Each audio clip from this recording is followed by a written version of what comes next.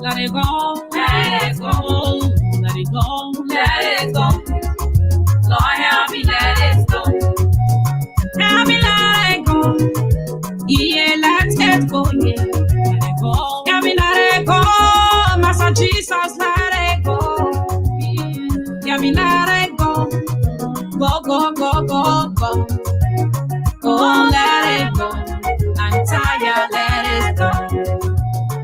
Give your heart to Jesus. Let him take control. Just sit and worship. I know it hurts you, and I know it's painful. No way to wait, so you have to let it go. Your best friend is not your secret enemies. Let it go. Your wife is getting married to another man. Your husband are falling in love with another woman. Don't let it bother you. I've said let it go. If someone overlook you because you live in zero, if they insult you because you don't have nobody, if they say you will continue to be a zogo, if they say you will continue to be a prostitute, if they say you will continue to be a beggar, you will not marry, you will not bear your own children. If they say your knee is borrow, Sunday go to meeting, mommy can say no, Johnny, ginger. Just let it go. Jesus will change your story. Let it go. Let it go. Let it go. Let it go. Let it go. Let it go. Lord, help me let it go. Help me let it go, man.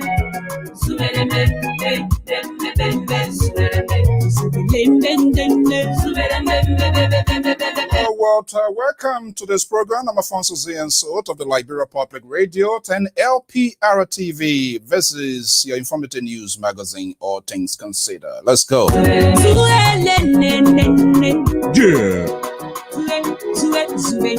Mighty blow. Holla, holla. Nobody do it like you do it, you a true God. Yes. You always hear me when I say my prayer with few words. But Genesis, if they plenty in this new world, read the power every day, and while I'm still a good boy. Jehovah bigger than your problem, so just let it go. Just keep on praying, he will make it. Walter, welcome, let us go. And how many of us can let it go? This is the Liberia Public Radio and Lpr-Tv. Let us go. This is from Minister Jemima Walker. Let's listen a little bit. Be crazy, but love is how you make it, brother. May not be here. Say every time I sin, I on my knees, begging God for mercy. Thank you for your love, blessing, and forgiveness. You solved my problem, Lord. You took me from the wilderness. That's true. Only you can feel my struggle when I'm really stressed. So my papa bless me, then my enemy they get invest. No matter what the problem is, Father, let it go. The delay is not your denial. Everybody know. Just keep on trusting in Jehovah. He will give you more. You took me. If it can happen, it's just on an interim basis, just a short term. But we are very much impatient, so we don't let go. But we want things to happen. It's not possible. Let's listen to this inspirational gospel song from Princess Jemima Walker.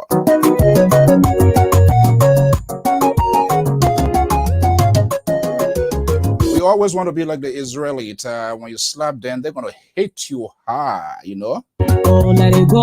Let it go. Lord, help me let it go. Your people are suffering, lying in the hospital. Yes, they are suffering. They are lying in the hospital. And our politicians loitering all over the place. They don't want to let it go. They are not deploying common sense. What? The barrenness, pack your low and go. Living the life of joblessness. Let it go. I say you spirit of suppression. Let it go. Spirit of denial, spirit of depression. Let it go, man. Oh, I'm tired. Pack your low and go. Pack your low and go. The bitterings, the self-interest, and putting the interests of the country way behind us in deep sea. We got to let it go. Let it go. If your wife said we are not compatible, let her go. And I rather speak the big book, compatible. I mean, you're not matched, but they will give it a volume that you will be confused and diffused and disoriented. Yeah. They kill your mother and they kill your father. And I'm quite sure that she's speaking to the world situation, whether they kill your mother, they kill your father, we should let it go. Can we let it go? Let it go. Let it go. Mama, let it go, yeah. Papa, let it go. It is painful, let it go. You borrow someone your money. Oh, mama, they don't want to pay. Yeah, they come, they will hold your feet, they will talk to you nicely. But when you rather ask for your money, that naked $50 you want to come, you can't let me sleep, you're calling me. But they forgot they were in desperation and you helped them out. Time to pay back is like carrying cow at a slaughterhouse. All you do for nothing, I say in your family, they call you useless. But one day, Jesus will make you useful. So let it go, go, go, go. For how long will you hold? How long will you hold? You've been holding on for too long now. You are holding on, and making Jesus to run on. So let it go, it is painful, let it go. Oh yeah, mama, let it go. Let Jesus take. Let it go, let it go. Let it go, let it go. Oh, let it go, let it go. Lord, help me, let it go. Help me, let it go, man. Oh man, Zubedebe, what I can try to do some little bit sinking here this evening, but that's not my area. But what is key here this evening, this afternoon, depending on your location, we got to let it go. And this is what is lacking within our society, within our community, in our homes, and our personal life. Yes, on Sunday morning, we throw our hands to the Most High. We say, Father, forgive me. But you do not want to forgive somebody, so we got to let it go. All right, folks, I'm Alfonso Z and so of the Liberia Public Radio and Lpr-Tv. I want to welcome all of my viewers and listeners across the globe. A lot is unfolding within and out and the global scene. My team of analysts, contributors, and they're going to be joining me here very shortly. We're going to be having this conversation. And you, to our many more valuable listeners, we want to welcome you as well. Hopefully the Liberal Progressive going to be here, and so that's going to be another nightmare for me here. Let's see what happens. To all of you, far and near, just do us a favor, hit that share button, because we are about to talk some things, not necessarily what you will want to hear, what you anticipate of hearing, because we are not in the business of entertainment, amusement, but we are in the business of getting to the core values of those things that are hurting the country and things that we need to do. You listen to that song, We Must Let It Go. How many of us have the courage to let go? Very few, including myself. There is a cloud. We try to forget, but we try to forgive, but we do not forget. So you cannot be in two places at the same time. I'm Alfonso Z and so of the Liberia Public Radio. Let's get the ball rolling.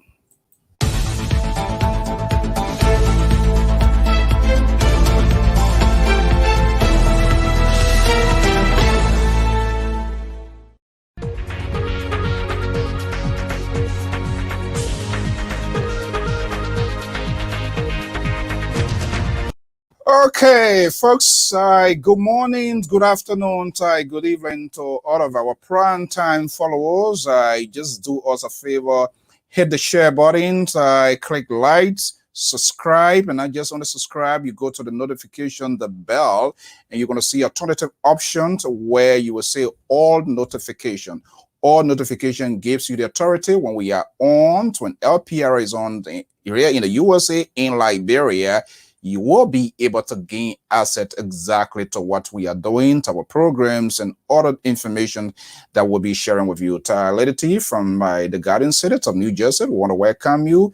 And of course, our primetime listeners, Agnes Samuka Mulba, not forgetting Mikey. Oh, his Libra guy going to be here this evening again. He was out here last week.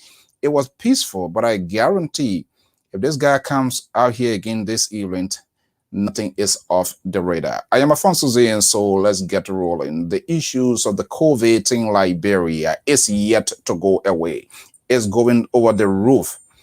How do we intend how national government, not just on the national government, we as a citizen, we do have a shared responsibilities in making sure that we send word of encouragement and tell our people, because we Liberians, we are very defiant.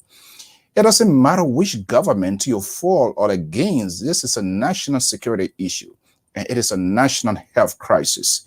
So all of us, in, out, away, we got to get hands on deck to make sure that we'll talk to our people to listen.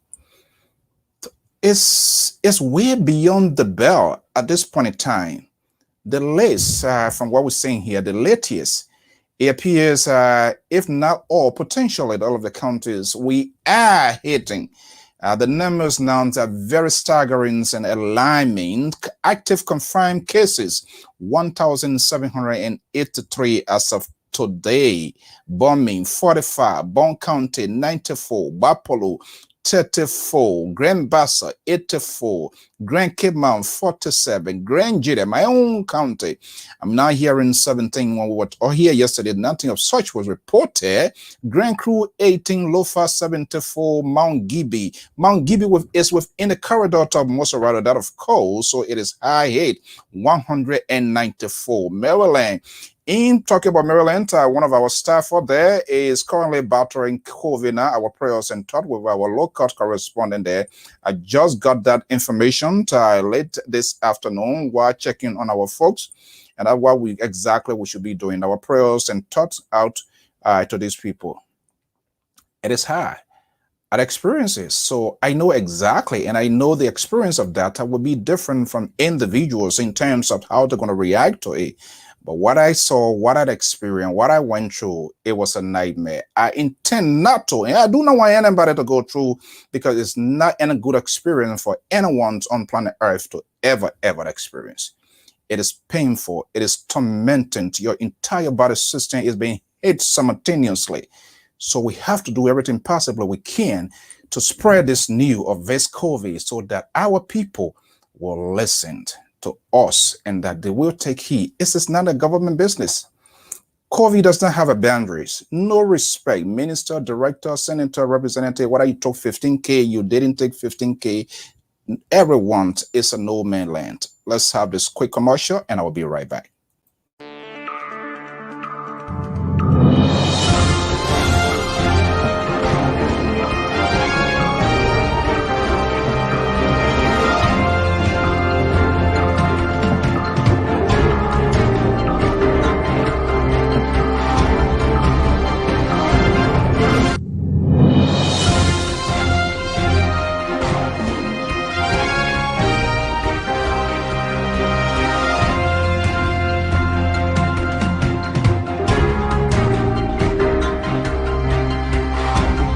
You be moim be hure chiblenka jira ke na won britanji be ngen de pare ro bochen ba webe wara corona virus ke jiji we da bira muni no oje ke we ma corona virus ke o se penye nwine o da ba ku ke ona nyo private ba woron kanana ke oje ke webe ma corona virus ke de be nyi twen ke mo ni jo yu wa rin son be aye nwoni ke nyi ko ni pra o ke nyi san ni pra ni me jo yi ka be de ro da pa nwe Benje de diyan bengin ke kwa menyu wana ka jenyo ke kwa mo igwo nyu ka be na bleke de du yin mo yin benge de to be o benyu benge wana ke bengo yi blanye bengo mbuchen o kinki mo monda benge nyuru mo kwanyi tode soni mo de suike nin mo yin drian kwai boti sembla juke nyi bo mu ke na de soni dre kwai nyi dero yi pon ni me dre kwai o kuni mo we sembla ke ti sembla ke me dre kwai boti pra kuni o tani mo monda benge de benyo pra po ye bengere mu o nyeni mo ni son ke me ba won juke ni ko mu o ni san ni o munio ke mo monda benge ni mi memero konne o ni no ji meke nje ku o je monda bengo ta o bengo idu bengo di se pare sa igu de ba ke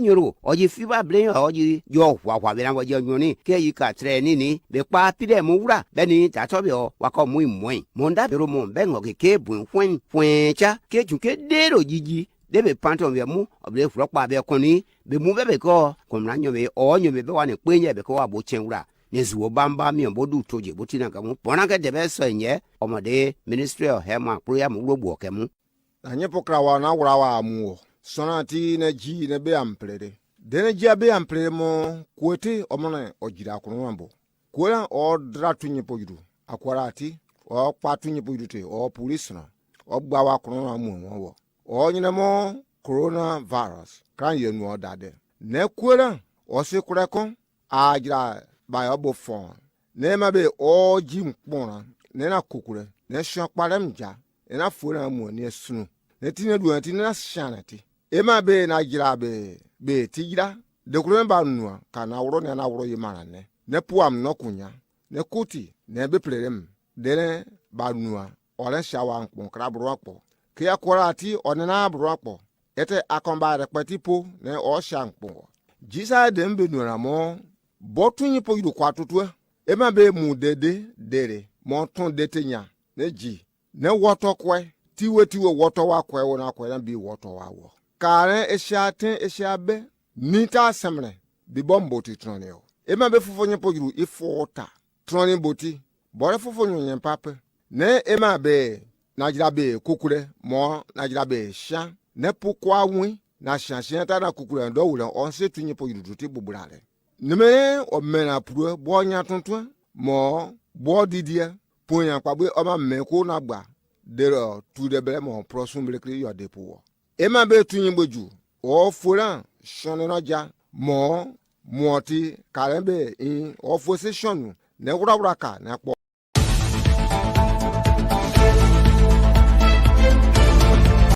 Okay, there's a public service announcement there, courtesy of the Ministry of Health, Social Ministry of Health, Republic of Liberia.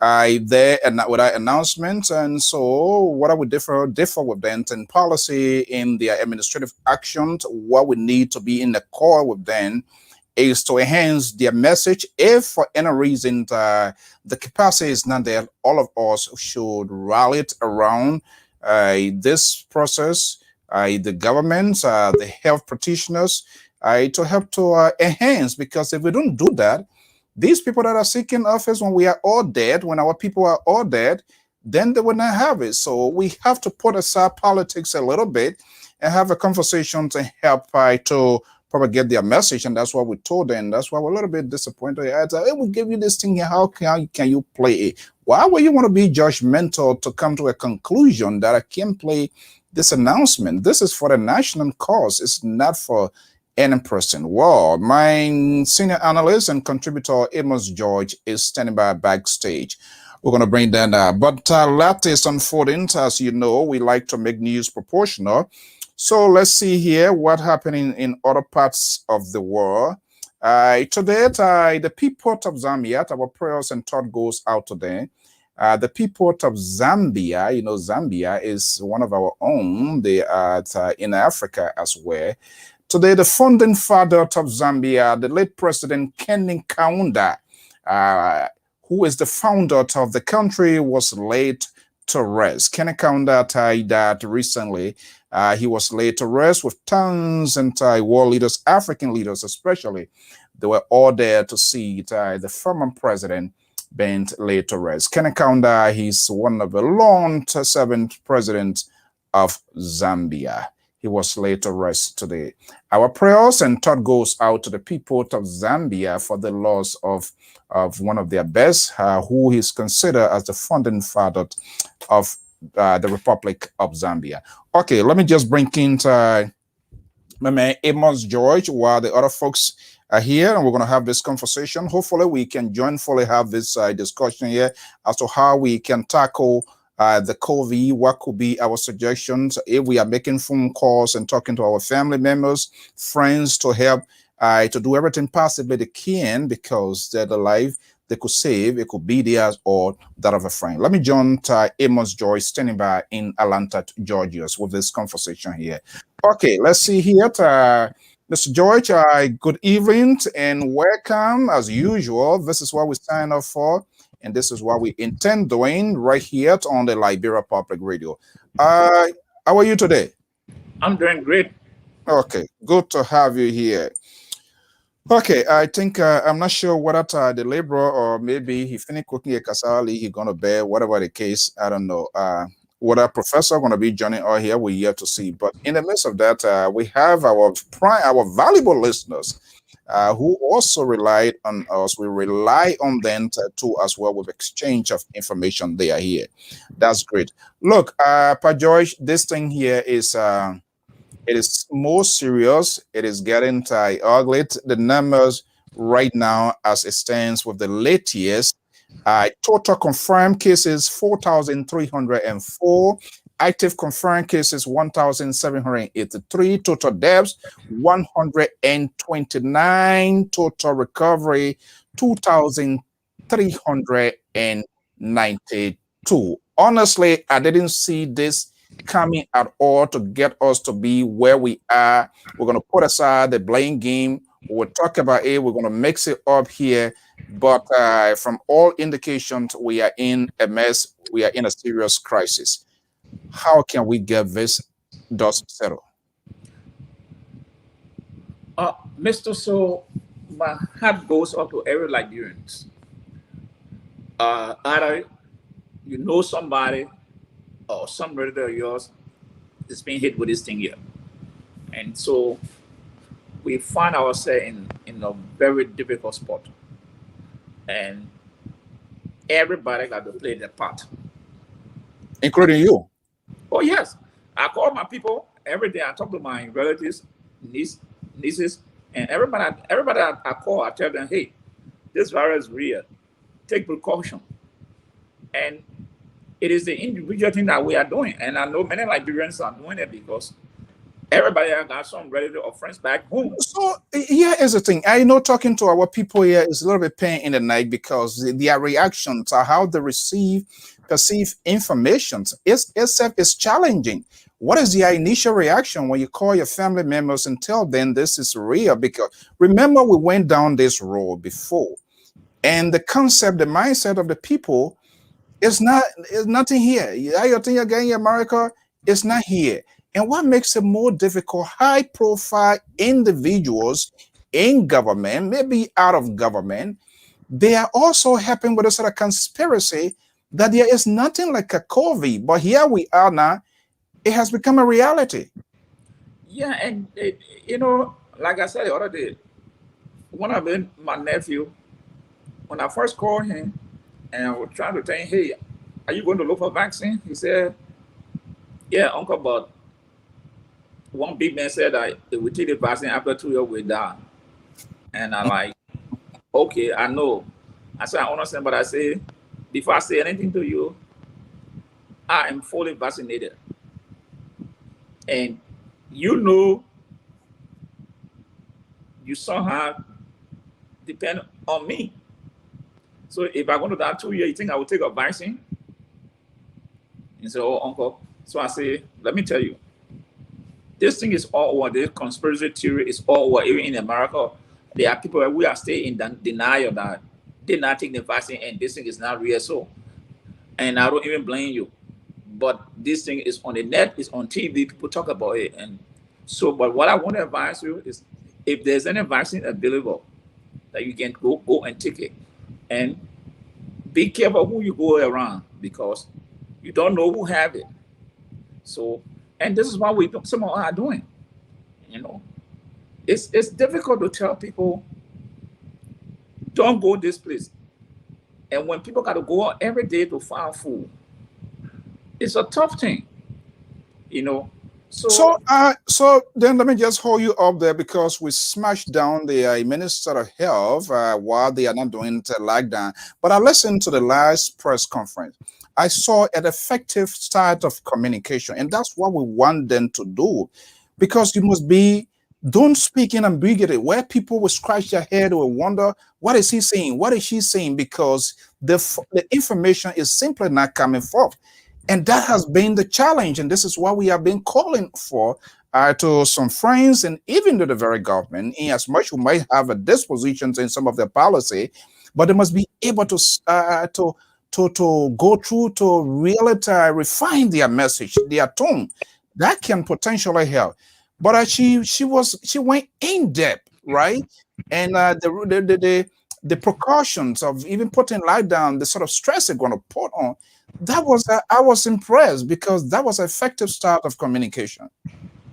Yeah, and I didn't listen to the press conference, but this is what we have seen. The lockdown. So, Wida, can you get your camera? I want my people to see. I want to have that. Okay, I want to see. I want the people to see you good. Yeah, let's see. There you go. Good evening. Good morning. Welcome. Good morning. Good morning. Yeah, thank Good you so morning. much. I know it's kind of very stressful to you, and I gave it to you because Saturday is early morning your time. But Yeah. you always, that commitment is always there. That's one thing we can easily agree on. So welcome to this talking point. Pa George, go ahead. Yeah, that is dedication to our service to country. Yeah, exactly. Good. All right. So, okay, Pa George, let's go ahead. Yeah, our people are caught in a hard place. Lockdown is good, but look at our country. Every day, 95% of people got to go out To get something to eat. to get something to eat. And if you say you want a complete lockdown, how are these people going to survive? It's not practical. So the minister, in a nutshell, the minister was on point. It was That not. if the need be, But yeah, here's the thing here. She was on point to say lockdown is not feasible at this time. But let's go back a little bit. The first lockdown, people was primarily ration.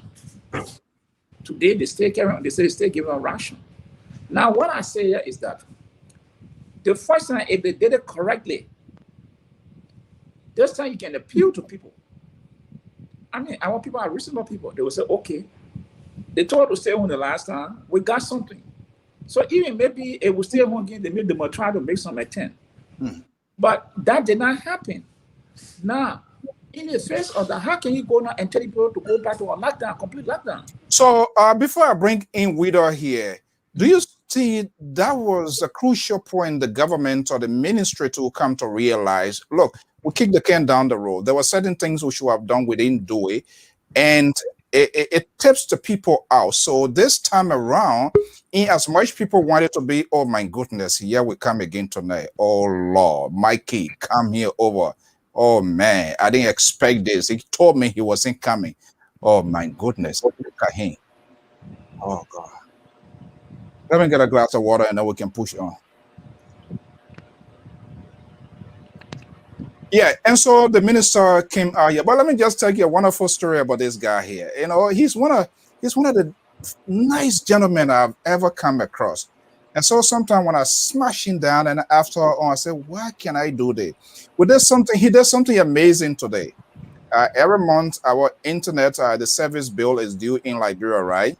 So I said, Mr. Chairman, you have not equipped the administration. So our service is about to be disconnected.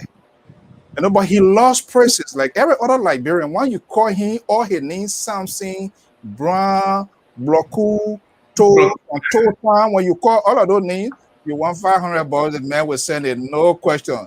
So I know him. Oh yeah. So I play into his narrative. By the time I finished introducing the occasion, the next thing I saw, you know, I had a sound or something. But then the funniest thing he did was, when will we have a board chairman leadership? I said, oh my man, you just send the money now. You just send the money. I even send it for the people to pay now. You want can't leave power. You want it. Yeah. So as far as I'm concerned, we don't have no plan for new board chairman. So the Liberal Progressive, good evening and welcome. You will stay hang in there with us. Good evening. How are you today? Thank you. Thank you. Good evening, Mr. So. Good evening, Mr. George.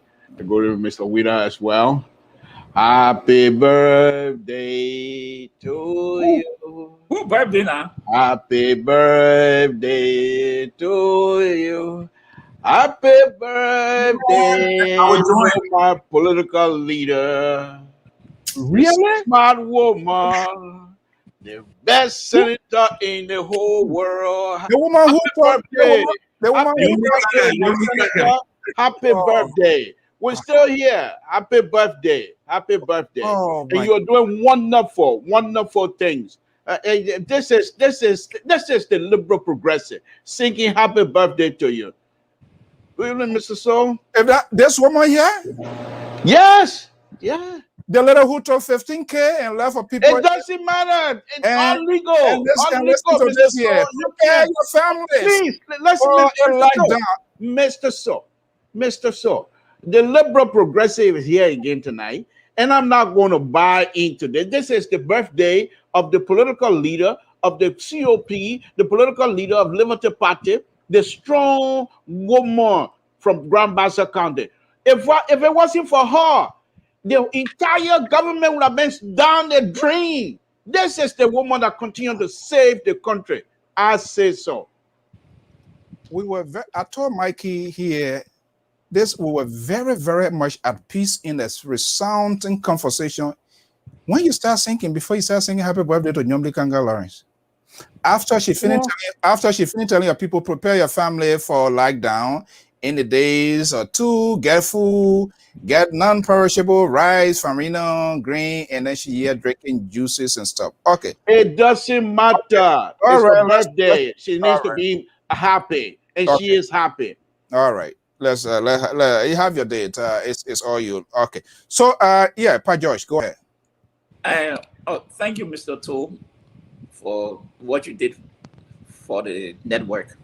Yeah, and as I was saying, so this is where now the government is caught in a rock in a hard place. How can you tell these people? Like I said the other day, waters are red lights. These markets, we know Douala, we know how it's highly congested. Maybe some of them they could do is to alternate the days. You know, maybe split the market into two. One group come and sell 2-3 days, the other group come and sell 2-3 days, and see what best we can do. If you want to, the schools, young people are much resistant to the virus than older people. So, but the late children or other young people, you cannot regulate them. You can't police them. They will run around. You don't know who they will come in contact with, maybe, and they take it home to the older folks, grandma, grandpa, boom. So this is a very serious thing. Do we still, before I go to a widow here, do we still, is it to retrospect the past? Would that help us to act now? Don't you think they're going to give some sort of ill feelings? It's difficult because the situation people always look at the past to make many times. That's part of meaning that's part of history. Yes. Okay, so widow. Yes, sir. Look, Okay, let me just bring you in here. I know we slammed the the minister here recently, but like I said, the words borrowing the words of the liberal here. Let's see what are we going to eat crow here. But I think the last conference I was impressed in terms of her tone, how she was very much illustrative in the consequences that are going to be involved if there was a complete lockdown. And she was making some really compelling case, even though there are a lot of things here. But I think her tone was very seasoned. I think it bears out. Anybody who listened to her very, very well and put out that sort of attitude of being a real Liberian, she spoke to the issue and the challenges. She did admit that. So, but here we are. The numbers, they're still staggering, still out there over the roof. That's a challenge.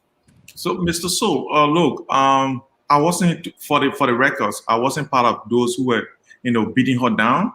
I mean, I understand these things, so I just maybe we can apologize those of you that were, banging her head against the wall. I think you can apologize to her. But I mean, I saw this. I saw this, and yeah, I'm going to say that, Mr. George, can you just give me the opportunity? There is no time in our history that we ever instituted anything called a stimulus package for anyone in Liberia. This was the first time ever in our country history. So if this government was brave enough to try something new, even made mistakes, I think there should be some place in our hearts to commend them, to say, look, you have very good intentions. However, these are lessons learned. This did not work. This did not work. This did not work. How can we make it work next time? But everybody slammed the government for 25 million that they did not even hold in their hands, that they just turned over strictly from World Bank straight to the UFP account.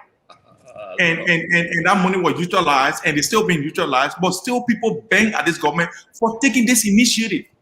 That it was good intention, but we still have people, I don't know. Wait a minute here. We want to be fair here. I see the labor here. This is where things going to fall apart. No, but I haven't finished. Yeah, let me finish. Then you can come in. Yeah. The thing is that the government tries something new.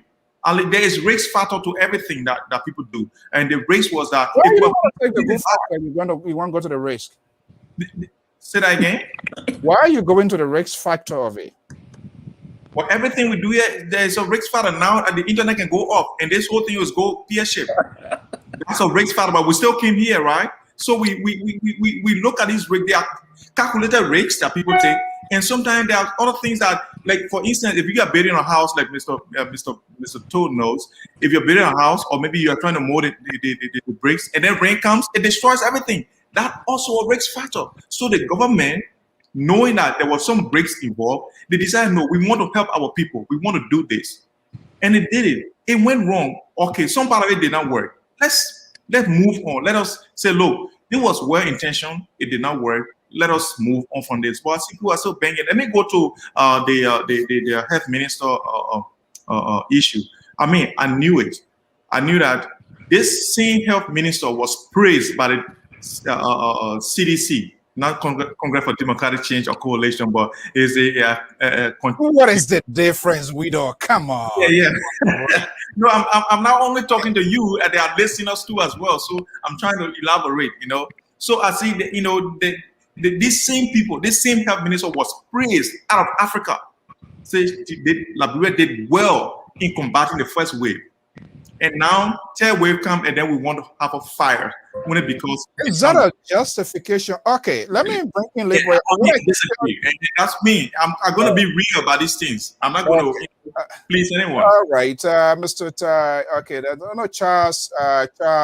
Anthony Charles pays a good morning from my aunt in Adelaide, South Australia. All right, Charles, Mr. Pate, welcome here. Look, this is what I'm going to tell you. Holding the liberal progressive as a state witness, you are on a dead walking state. That I can tell you. But let's see here. Liberal. Yes. Widow just lay his case out. Laughable. There you go. Very laughable. Explain. Widow is a very smart young man. He knows rate factors in terms of involvement in anything you do. There's risk factor, but what Widow is not telling you, and it's laughable, is that these risk factors are people own risk factors. Certain individual or institution own risk factor. For example, you're putting a road down, and you as an engineer decide you're going to put this road down, knowing fully well it's going to rain in 2 to 3 weeks. Well, that can be considered a factor. But who owns it? The person who is doing that, taking the risk. You own the risk factor. And I know Mr. Widow know that. However, just like CDC, Mr. Widow and the rest of the people think that every one of us, you're coming from Total yesterday. Mr. Widow, you can't fool us anymore. Risk factor, yes, but there's owner. Now, here is the thing you got to know. You and Samuel 12 own the risk factor of the $25 million. Yes, you sound like Donald Trump. It hasn't happened before in the life of everything. Everything. You must be the first. Fine. We give it to you. CDC, you're the first. But you should be responsible. You should accept the responsibility of the failures that come whatever program you're going to do. Now, Mr. Wheeler, the president and this government doing things that are good.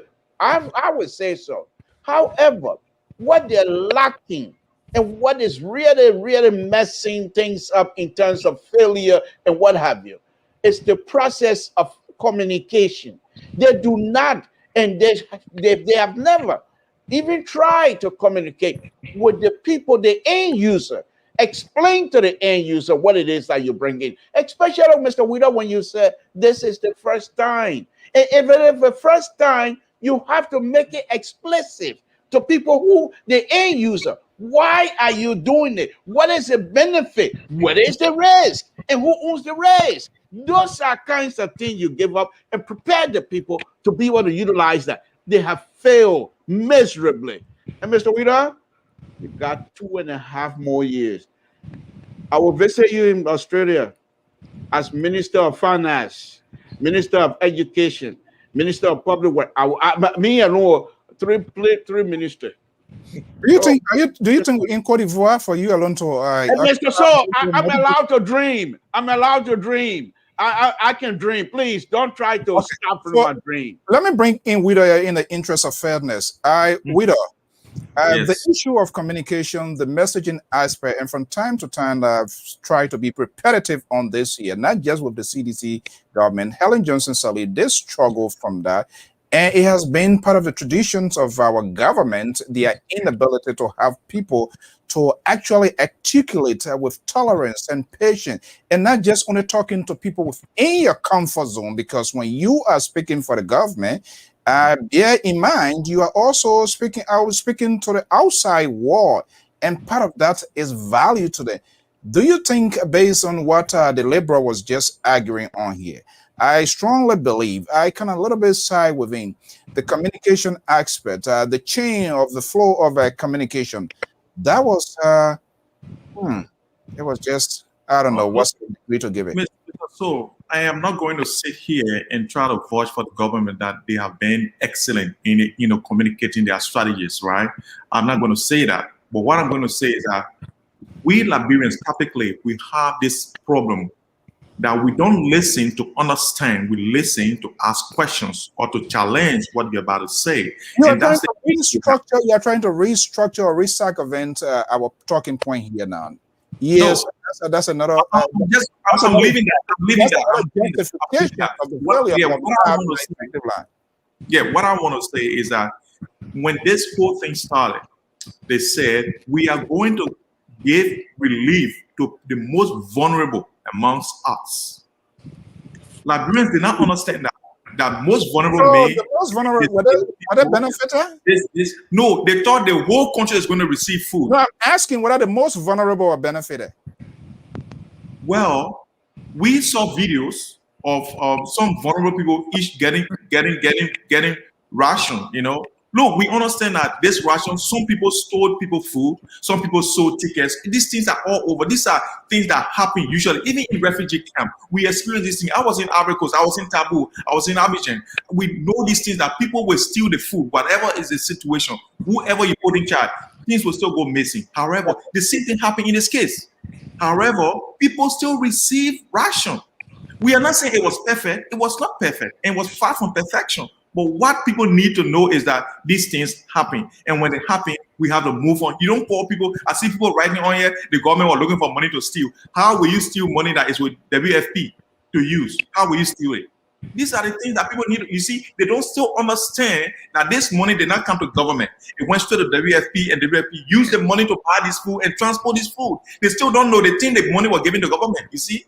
That's the problem. We don't listen. That's the issue with us. And it's hard when you're dealing with people who don't want to listen and just want to listen to respond. And that's the problem. Okay, so I too was in Dananate, even though there was no whatever refugee, but subsequently I was in Camp Waterloo in Freetown.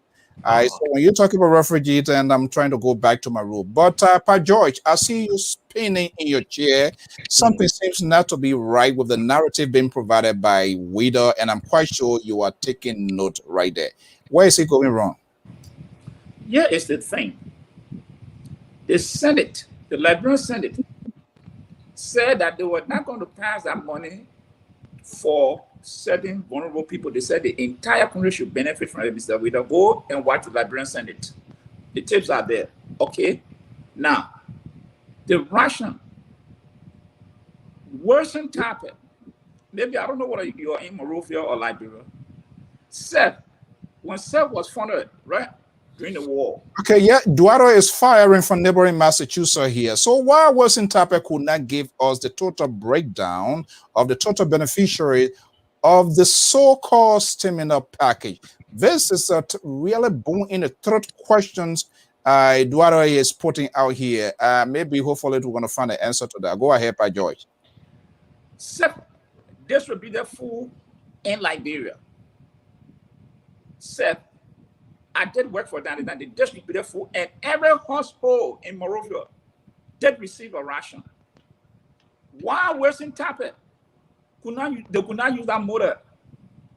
But Western Tape chose to go to WFP to get them a contract. Now, if you award a contract to somebody, who that person supposed to report it? It's not you that awarded the contract. He was the one. When the legislature called him, he cannot give a single document to say these are the number of people, vulnerable people that receive ration, and these are the people who did not receive. LEC, why LEC did not come to say the money they gave them? Who are the people that benefited from the electricity? Why LEC could not give account of that? So let's see. You're saying there was no transparency in the process? Mr. So, but I'm just laying out the case. There was no transparency up to now. Water and sewer. How many people can come today in Liberia from Monrovia say, this is the water we got from Liberia water and sewer from the smear package? Nobody. So how can you say that the people are not being honest? We know, even when you're distributing food, people will steal food. But why you think people gave money to organizations or private institutions? Because bulk of the people will receive something from through that thing. But what the government did, Western Tape today cannot come out to tell. What he did say though was that there was a layer added by WFP. Today we yet to know the layer. Can I just mention something quick? Hold on, you're gonna come. Let he land. I'm gonna incite the Liberal into here. I think you need to place a phone call to the professor, because from what I see, these two guys are about to form a coalition, even though there's nothing guaranteed for anybody to do business with the Liberals. That I for sure. So if you want to text the professor, go ahead. Go ahead, Pa George. I will try that. It's simple. Mr. Wheeler, you are telling the Liberian people that Western Tape took the contract and gave awarded the contract to the WFP, and there should be no accountability, because Western Tape continued every time the Senate called him, he made reference to WFP, and not knowing these organizations, they got some diplomatic ties. They are not accountable directly. So why would you award such a contract to them when you know that they will not make full accountability to you under the diplomatic status? All right. So let me hold you there, sir. The Liberal. Yes. Let me bring you in here, because I saw the greater portions during, even when he was in Tape left, the hearing at the Senate with the incoming minister, I saw that there was no coordination. Apparently, he did not debrief the incoming minister, and you could find out that there was some sort of struggling. Why? Even in the USA, our organizations back home, not just on the government, why this issue of transparency or having this sort of open books is a sort of column council or prostate council that is with us. What are we hiding? What people are trying to protect? Well, before I speak to that, let me go back to Mr. Wheeler. Oh, my CDC. This is how they behave. And they're very intelligent, very smart. But what Mr. Wheeler needs to understand is that just as he, being a very young, intelligent person, they have other many Liberians who are just as intelligent as he is. You cannot come on these kinds of public forum and try to throw semantics around. The people, all our people do is just they don't listen. They just ask. They don't even ask questions. They just want to know, and then they go. Mr. Witter, that time of semantics is over. You're not running campaign here. Where CDC, and one of the things most of you guys will do, and I'm not saying you're part of that, but most sedition, even including the big shots, they take all the adjective and put 2 or 3 adjectives together, but boom, they put it on the sound because the men are speak big book. And this is you. There's no way. Look, Mr. Witter, let me just tell you and CDC. In fact, Carrasco said it. We ourselves have the ability now to tell our story. We will tell our story. We're not going to wait for BBC to do that anymore. However, if your people are in leadership, we respect them. We accept them as our leader. But truthfulness is very good. Now, let's go back to Wilson Tappet. I'm not concerned about this stealing or something. Wilson Tappet used to be my professor over back in the days in GW Gissing as an economic professor as GW Gissing. And when he comes and he will put economic books one side and jump into politics all night, all class section. So I know Wilson Tappet. But anyhow, Wilson Tappet, when he went to testify, during the testimony, Wilson Tappet made such a blunder. It was unbelievable. He said he gave certain amount of money to WPF to deal with. WPF came back and said, no, that's not what you give us. This is what you give us. This is how much we're going to get paid. What Wilson Tappet didn't understand or didn't disclose to the Senate, because Wilson Tappet, was Samuel Twe, and the Honorable McGill, they always feel that they are more intelligent than any other person. They don't need to explain anything to anyone. There was a math, common math, where you were supposed to take the days of operation and multiply it by the payment, and that would have given them the amount of money that they were shut, according to the paper. But when Wilson Tappet felt that he didn't need to explain to anybody, he didn't make that point clear. And Liberian went wild, said the pure right to steal again, not knowing there was just a common math problem. So, Mr. Soul, this entire process, and it's going to dog Dr. Weah and his people for a very long time, because they feel they're so smart, they don't want to take the time to explain to people. Dr. Weah going to France, he did well. But when you're going to France and you're going to do certain things, it's expectation. You tell your Liberian people, you don't have to explain everything. You tell the people that you're going to France and what you expect to achieve. You don't do that, we will improvise. I'm up the other day, I was out here saying, oh, they're going to France. Wait a minute here. Are you saying the government should empty her talking point? This is what I'm Yes. Tell people what you're doing. You don't do that, something to will have the ability. I will come out here and say, oh, the man went over there to celebrate a wedding anniversary. And the wedding anniversary celebration is the one that's spreading all over Liberia right now. Well, in fairness, it was in a wedding, correct? I know that. But why would they hide it? You're going over there. The little piece they show on the executive mansion website. How many people in Grand Union County will visit the executive mansion website to understand what the president is doing? These people are killing the popularity of Dr. Weah. And because of that, I'm here.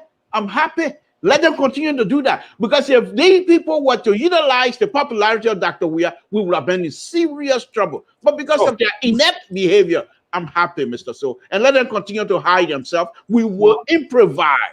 Okay, so let me go to Widow here, because you guys been smashing Widow here. Let us give him the time to respond. Widow, do you agree with these guys that there was a shortfall on the part of those in charge? Because when I hosted Chris Nya here, he also made an argument, part of which he's calling for investigation, because they felt something did not happen. And when I listened to perfectly as Mr. Toole said, it was a little bit kind of like, it was troubling. The actions Professor Tappet, Wilson Tappet, who came, by the way, very smart guy, came from a great wall, some school and all of that.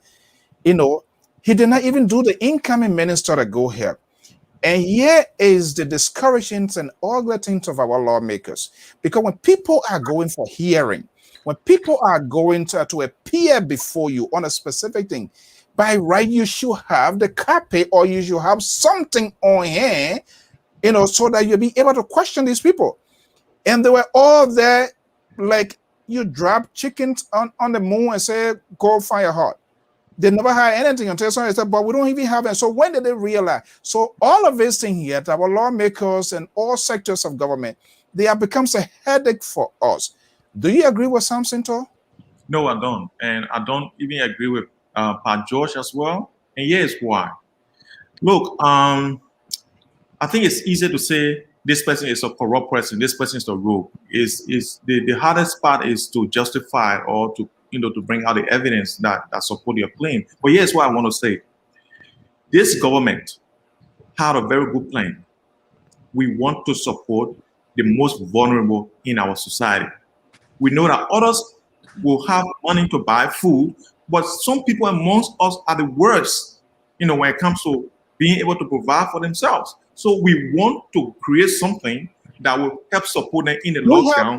Was there any? Okay, now you see, and this is where I'm coming there. So the thing is that they said the most vulnerable. So they took it to the parliament, which is our legislature. Who is that vulnerable in our country that we do? Let's be honest here. Everybody vulnerable. No. My parents, my people, they are not vulnerable. I would not want you to get them food. I will provide for them. They are not vulnerable. Okay. And I know people who depend on you as well, they are not vulnerable. Compared to others. But George, can you please give me the opportunity to speak? I'll listen to you when you are speaking. Yeah. Okay, so go ahead. So let's say the legislature changed the whole thing, say because maybe in their area they expected that maybe the money will not reach, as they say, the whole country. So let's look at the map. 25 million divided by 5 million people. Each Liberian will take $5 US. What can $5 US do for somebody in lockdown? Let's do the math.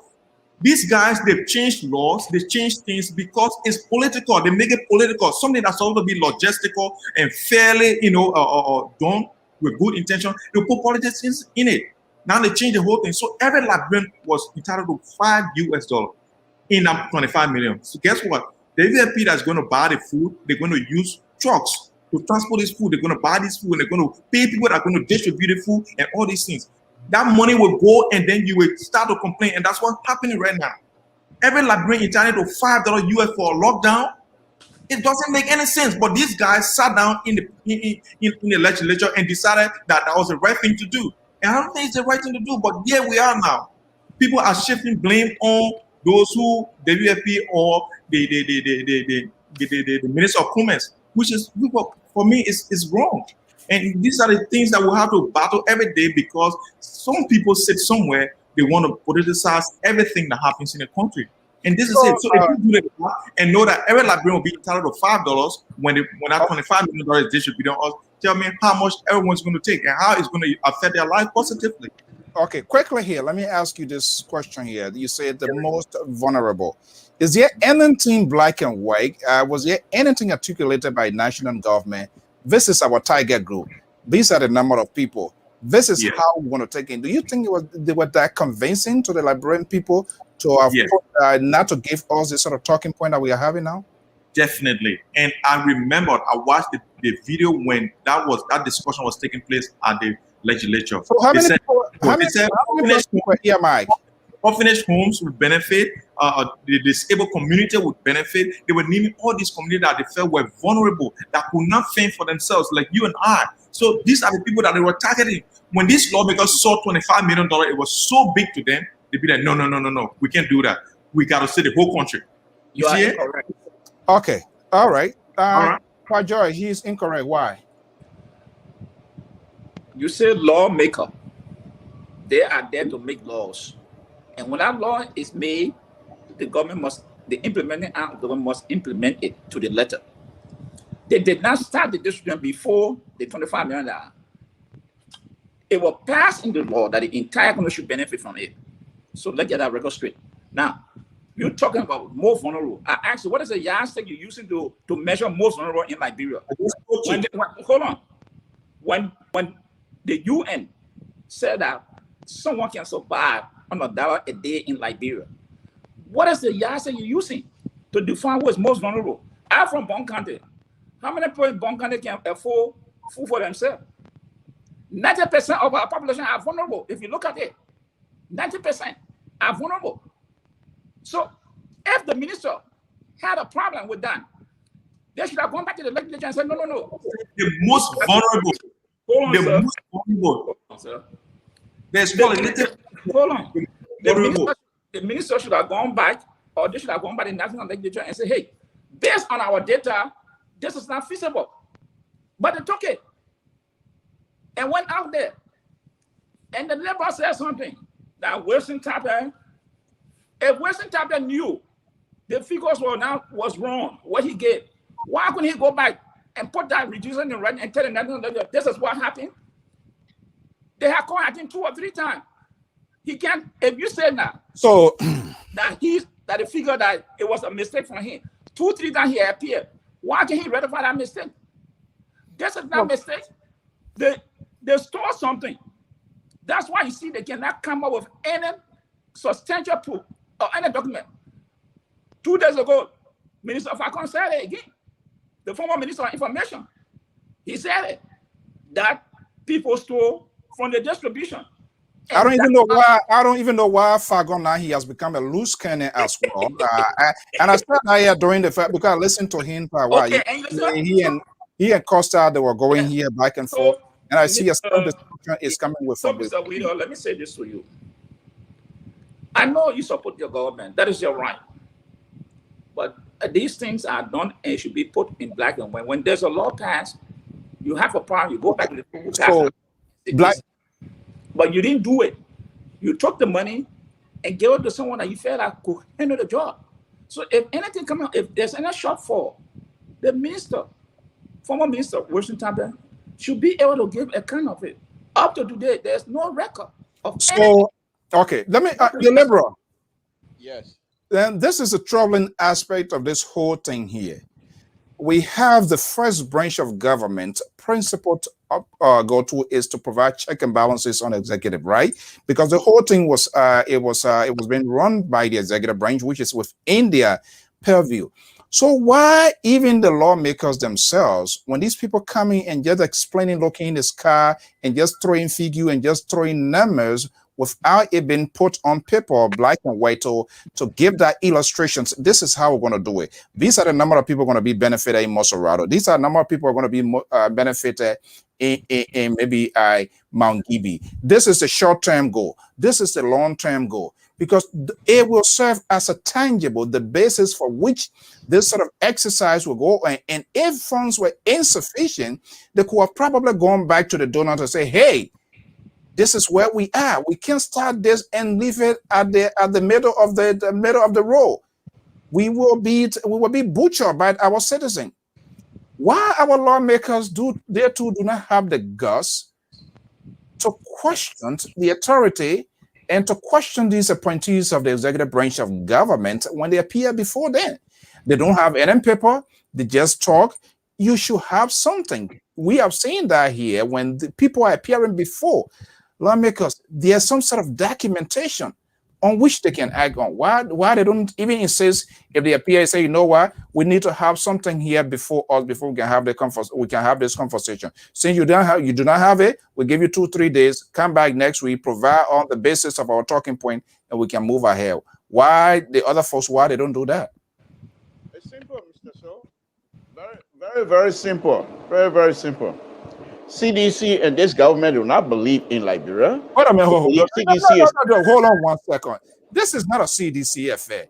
You have Mr. So, may I elaborate? Mr. So, just listen to me. I'm coming to a point. CDC and this government do not believe in Liberia. They believe that CDC is the Republic of Liberia. And therefore, the sedition that are heading these institutions, the legislature, They believe they can jump into executive. Are you saying no? Let's give this conversation a fair talking point here. This sort of Mr. So, division. what make you think that I'm not serious? That this my point is not fair. No, I'm CDC. Look at Barbara Chiva. Look at Abachir. How many times have they stand alone to say no? We're not going to allow the executive to meddle into our business. The executive goes in there and tell them what they want. They accept and they go by what the executive want. Don't you say this is not fair? So, Mr. Sir, let me finish. I'm not done yet. So CDC, like I said, don't believe in Liberia. CDC and the operators believe that Liberia is CDC. Now, this is another issue that they have, and this is where it's going to hurt now. The point of having census to know your citizenry in Liberia, how many people in Liberia. And when you do these census, perhaps you can try to group Liberian citizens by who is vulnerable and what have, because you know the number. They don't. And so they have no other means to actually estimate who is the vulnerable. What is your definition? Anyway, I have a video here. I'm sorry that I didn't share this with you. I have a video here.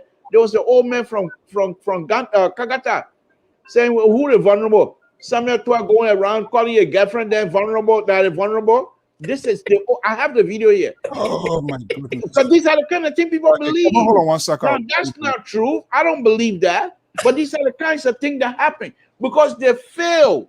The government has failed over and over to explain to people. Right now, for example, Mr. So let's take this as serious. Tomorrow or whatever time, LPR is scheduled to have a meeting or whatever. And if you, as a CEO, don't tell us in advance or don't give us any kind of agenda in advance to say this is what we're going to be discussing, we'll come on, you start discussing total and things like that. Who will want to listen? Nobody. These people have the agenda, the proper agenda. Since we have been on here for the last 5 years, when was the last time you heard Wida talk about proper agenda? They will not talk about it because they don't believe in it. They just put it out there because they want to fool us. We ain't fool anymore. Let me go to our first caller here. Let's go to our first caller here. We want to have an engagement here. Caller, Ty. Good evening, Ty. Good morning to whatever you are. What's your name and where you calling from? Hey, this is Kemo. I'm calling for Cedar Rapids. All right, man. Kemo, what's up? I'm okay. Thank God, we got a beautiful weather out here. Great. Beautiful. Okay, let's hear you. Who's going wrong here? Well, I just want to say thanks to Mr. To as usual. You always balance the debate. Oh my Come goodness. out strong tonight. I want to say thank you for it. You know, where it's wrong, we should put it. Where it's right, we should talk about it. And to my brother over there, Mr. And I hope you understand. What, Mr. So, because he praising me, you're going to shut him up? You can't when you talk about a similar package. And one thing you said that I really want to applaud you for that. I said this was the very first time in our country history. And it's true. But there's something to you didn't talk about. And I think it was a disservice to some of us that follow this platform. When you talk about the first time, you should understand that we are in a different era where we talk about accountability. Information is at the fingertip of everybody who follow people who making news. We have somebody like Winston Chapel, former professor, former finance minister, who understands when it comes to number, when it comes to figure. He was in charge of the whole entire similar package, being the first time in our country history. For his appearance before the honorable legislator, I mean, it was dismal. It was very, very bad for the image of that institution and the kind of person he is. He didn't give any kind of number. Like, we send people out there to mark houses, find, according to you, the most vulnerable people.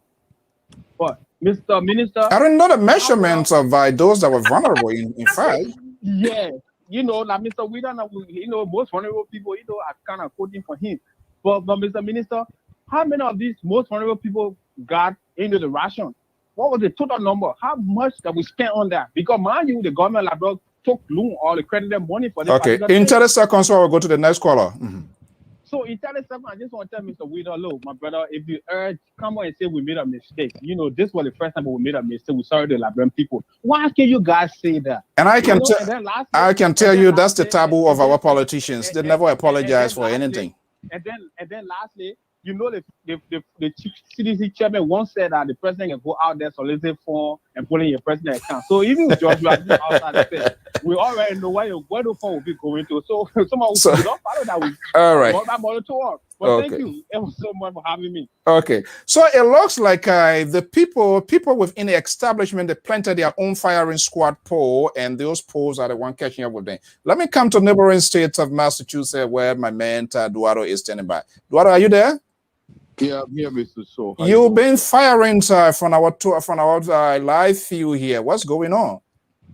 Yes, my thing. I'm speaking specifically to Mr. Weeder, and I want him to understand something. When Liberians talk about the allocations of their resources, it's not politics. We all have a responsibility in Liberia to make sure we equally are felt in the distribution of the resources of the country. You call it politics, it's not politics. Well, listen, when the government allocates funds in a way that it cannot account for, it is not policy when I talk about it. The issue here, we have to understand something. There is nothing out there that is being done that has not been done before. You all, especially the CDC, will say, oh, we are the first to do it. This is not a first time distribution has been done. Even though you might say, well, it's the first time in Liberia, but it's a roadmap out there. You have very brilliant people that were executing this. There are other countries that have done this before. They could have gone online and understand how this is done. What are the proper documentation? How it's done. I was in Liberia when they began marking houses all over Liberia. There is no record to show how this money was distributed, and yet it's a man who sits in another man's country, like I do, in Australia, benefiting from proper governance. And at the same token, he defends a governance system that disadvantages our people. It is ridiculous sometimes if we just sit there and say, oh, my people are not vulnerable. Mr. Wheeler, I wanted to tell you something. There is nobody in the Republic of Liberia, with the exception of government officials, that steal from the country's coffer. They are all vulnerable, even if they don't know that. I would recommend one thing to you: go online and understand the vulnerability amongst our people. Don't look at government officials and measure that. Look at the greater population. Thank you so much, Mr. Salt. Okay. Oh my goodness, what a horrible night here. So, Widow, the reaction seems to be, it said that is kind of difficult to defend the indefensible. No. I think, look, people, one of the things that I always said is that it is easy to blame people. It is easy to level allegations. What is not easy is to be in the driver's seat. And everyone here is saying everyone in Liberia is vulnerable. And that the money should have gone for everyone. And I just gave you the math. If you do the math, every Liberian would take $5. And what does $5 do for anyone? That's the logic. That's the logic you have to apply to things to know that this is not workable. This is not workable. But you force somebody to go and do it. The person does it, and then you come back. You say the person stole the money. Let me ask you this question: Are you looking at the philosophical aspect, the proportionality of if the divide is the person will get $5, they will get or are they taking or is it instead of taking a strategic position or strategic way of handling this sort of crisis? Where are you going with this? Look, here's the thing. The brother who just came off the line talking about this was done in other countries. I'm telling you, it has never been done in Liberia. Now send a parcel in Liberia. They will say there's no address system in Liberia. You not say go to house number 46. It is not there. Can I finish, Pat George? Can I finish? Please. Yeah, go ahead. Yeah, the thing is, certain things that can work in the Western country cannot work in Liberia, and that's why we need a lot of things work there because we did not start making them work. So is that how we're going to continue our lifestyle? No, that's why we will make mistakes. That's why I continue to say. But you are not even admitting here, Widow, that there was a mistake and there's something that we can move ahead with it. You are still taking a defensive position. You're still justifying the action. No, I said a long time. I said this process was not perfect. A lot of people, a lot of food was stolen. I said it from the beginning. Who stole it? Who stole the food? The people who were doing the distribution. The WFP hired guys who were doing the food distribution without the consent of national government. Can you imagine the story that I learned? Look, I just want to finish this. there was a story that I heard that I watched on one of the online platforms that the food were taken to a community and the community chairman confiscated the food. Okay, let me go to the hold on. Let me go to the line here quick because it's bossing here. Let's get our reaction here. Community people, I want to know who were distributing that food there. Okay, I've been joined here by our mentor, the liberal friendly guy, Mikey. I don't know whether you're going to form collaboration or coalition with him, and our mentor Mason here. Gentlemen, good evening and welcome. Mason. Mason, go ahead. Good evening, Mr. So. Good evening. Go ahead. You know, it always kind of amazes me when people decide to take a side because of party and decide to sell Liberia all because of their obligation to the party in the name of saving the state. I become really confused, and I get to question patriotism over partisan. How can we not sit in that studio and talk about this kind of inhumane behavior to the people? You tell the people you're going to give them food. You cannot account for it. Wesley Tata was one major critic of all government when he taught in the University of Liberia. He was a major critic. He had all the solution for the economic status of the country. For this reason, he was feared and reverenced by all the people who went through the economic department. But he helped the gavel in his hand to deliver the food to the people, to deliver this subsidy. And he cannot account for how it was given out. Okay. It makes me then whether you say that to back the error. All right. I agree that the legislature dropped the ball. They should have asked the question. I listened to one of the suggestions before they passed that budget, and the legislature was saying, why not buy the food in the county and give it to the people? That will help the food get money. All right. In 30 seconds, so we'll go to the next person. Waiting Tapa said we couldn't make that decision. The people we contract to do it will make that decision. All right. Okay. The contractor or people that we can't audit. Thank you so much. You can't defend that at all. You can't defend it. All right. Okay, let me go to our man in Oregon, standing by there, being a hot water on our side a few times. Mikey, are you there? Yes, I'm here. Can you hear me? Loud and clear. Go ahead, buddy. Yeah, I'm so disappointed with Mr. Reader. Oh my goodness, we don't took trouble this evening. He says he works with United Nations and all this stuff. And I really appreciate him doing that. I don't just put him aside. But this is strictly administration. We want to do something. This is the first time this happened in Liberia. We agree.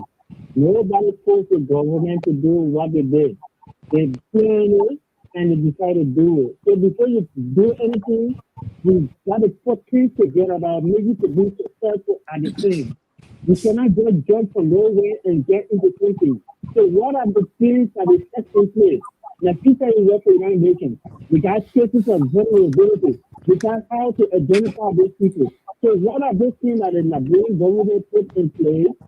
So we can make that calculation, say, okay, this is a fair amount. So then we could buy this thing and that thing, and those specific people in their countries will be certified or will be or tagged with this thing based on our vulnerability. What are some of the criteria to check for that? Nobody knows. Nobody can explain it. But we keep saying this is the first time this happened. Nobody puts it on me. Okay. They do it, they plan it. So if they kill, nobody should be. They should take the blame because nobody specializes in the blame. So quickly here before I go back to my contributors here, has anybody take responsibility of this here to say, hey, we should have done this way here, but this is what we fell below the belt. Anybody have done that so far? For me? Yeah. No, I don't. Okay. All right, and that has been the okay. Thank you so much. Okay, let me go back to my contributors. Gentlemen, are you there?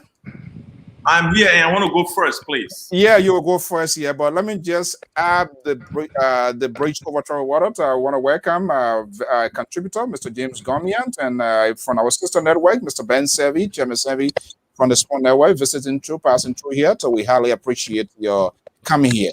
But I did ask a question. You said the store, and I asked who stole the question. And this is what I like about our follower here. They always listen and always ask critical questions as well. This is what Mr. Butut Manor is saying. Okay, granted the food was stolen, as Wida claims, right? My question to Mr. Wida is, has the government arrested any of the culprit? Why are these people putting you on the grill here this evening? What's going on? And is it because the people don't like this government, the government being demonized? Is that how you guys feel? Is it, you can answer this guy question? No, I understand when expectations are high, and I know what it means when you have this high hope, and your hope, and your aspiration. Rita, what the question has to do with expectation? Yeah, because what I'm saying is that people have a lot of expectation that are not realistic. So are you walking back to that nobody's told, right? No, I'm saying, look, I said this thing long time. Even with the United Nations, WFP in refugee camp, people stole food. Okay, so let me argue on Mr. Manon point. It happened in Liberia doing this thing, and we saw videos, we saw news reports where even community leaders confiscated food because they said that their names were not on the paper, and this and that. Things happen. These things happen because I think the only people I think should take responsibility of this food distribution to be the people in the legislature, because these are the people. Yes, I think so. No, but let's look at the chain of command. Go ahead. Okay, yes, well, I think so. And I might be wrong, but yes, well, I think so. Okay, we came to you and told you, look, this is what we want to do. This is our plan. You change the entire plan and say this should be to the entire country. And then it was given to WFP to do it. The money did not come to government. So those who are saying government stole the money, I don't know what they are thinking of. Who stole it? Was there any money stolen in the first place? I don't know. And those who say money was any food stolen. They should say because the money came from the World Bank straight into the accounts of the WFP, the World Food Program. So if you say the World Food Program stole the money, then say it. But okay, so let me ask you before I go to the Lpr. So my question here is, was there any food stolen? Yes. Like I told you, and I'm going to repeat myself many times, that this happened. Was there any announcement who stole the food? Look, I saw a news report from OKFM. Where was there any? And I don't want to answer the question because I don't like the way the interaction is. When I'm speaking and then you disturb me by that outburst of laughter, it takes me off my points. So let me just say it. Okay. I got a report from OKFM that there was food distribution going on and people were arrested for selling tickets and food to other people. So these people were arrested. I did not follow the case, whether they are still in prison or not in prison. But look, that's what I said this thing. They said in time of war, innocent people will die. Innocent people will always die. In time of this relief, giving out food, distribution, people will steal. People will always steal in any capacity. Just even put Jesus Christ and the angels there, people will steal from there. So we are saying it, but look at the technicality of this thing. If you get 25 million to divide on the whole of the Liberian population, I think you will yield nothing. It will be worthless. It will just be a political stone. That's what happens. Because 25 million is just like $25, and you want to divide in your household. That's what it is. So, Mr. Toh, the liberal, please, liberal, refer to me as liberal. And then Mr. Toh right here. The liberal. Yes. Look, who's struggling here this evening? The winner is in trouble. I just heard something and I just learned something, which I'm going to be doing the winner from time to time. Whenever he's stressing a point that I think I'm losing, I'll just laugh because that throw him off. Thanks for bringing that up.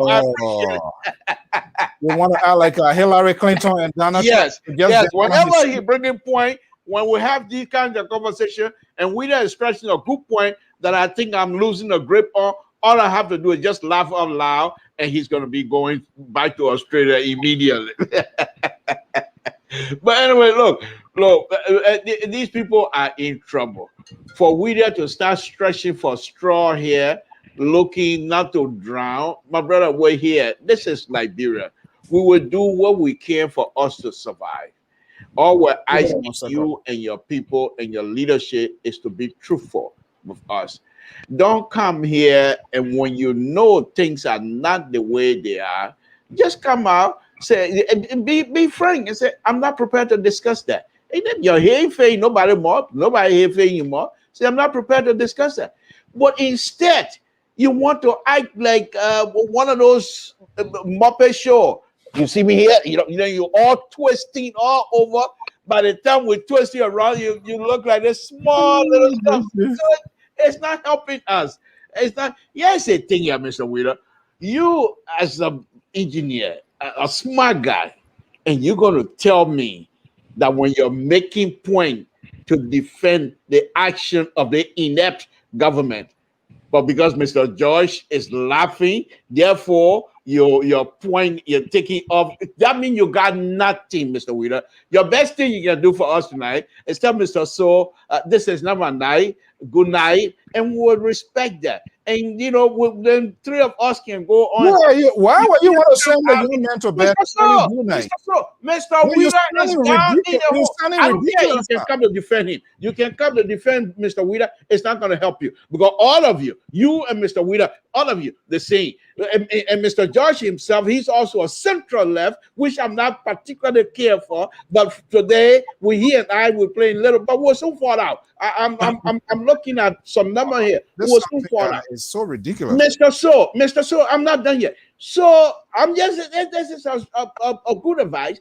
The professor is not here tonight to help Mr. Wheeler, and therefore Mr. Wheeler is swimming, and I'm not throwing no raft for Mr. Wheeler to be saved here. I was saving in Grand Bazaar because he started swimming from upriver. I will go to Grand Bazaar County, make sure he doesn't get in the ocean, and wait for him in Grand Bazaar County. Let me go to this caller here.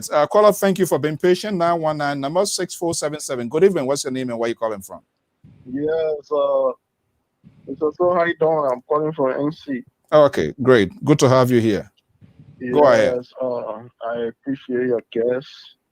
But one thing I wanted to say is that Mr. Wheeler, he's a young man, and I'm a young man talking to him too. He should remember that CDC is not going to last forever. Oh my goodness. The government in power by 2023 to be out. How you came with that? For the platform, what's the formula for that? I always monitor the platform. And I listen to him. Why? He should know that he's young. This guy will be gone tomorrow. We are monitoring him every day. He does not have empathy for the country or for the people of Liberia. All he knows to defend the wrong that the CDC-led government is doing in Liberia. He will never come out and say, "Oh, as a young man, let me speak truth to power. Despite I'm defending my party or my government." The first thing, if you are coming on, you're living in the Western world, and he made certain statement that things are happening in the Western world. Some of them they cannot happen in Liberia. So what will you say about the government that was in power before William years? Although they came to power, and you saw some of it, that even some things that were happening in Liberia at that time, according to history, they were all like America. That's how people in Africa used to call Liberia. It's just a law that we failed to implement the law. That's why suffering Liberia. Nobody cares. We only care about ourselves. Me and my family. That's all. But we don't care about the nation. Anything that's happening in America, as long as Liberia decide, that same thing can happen in America can happen in Liberia. They are human beings. We are human beings.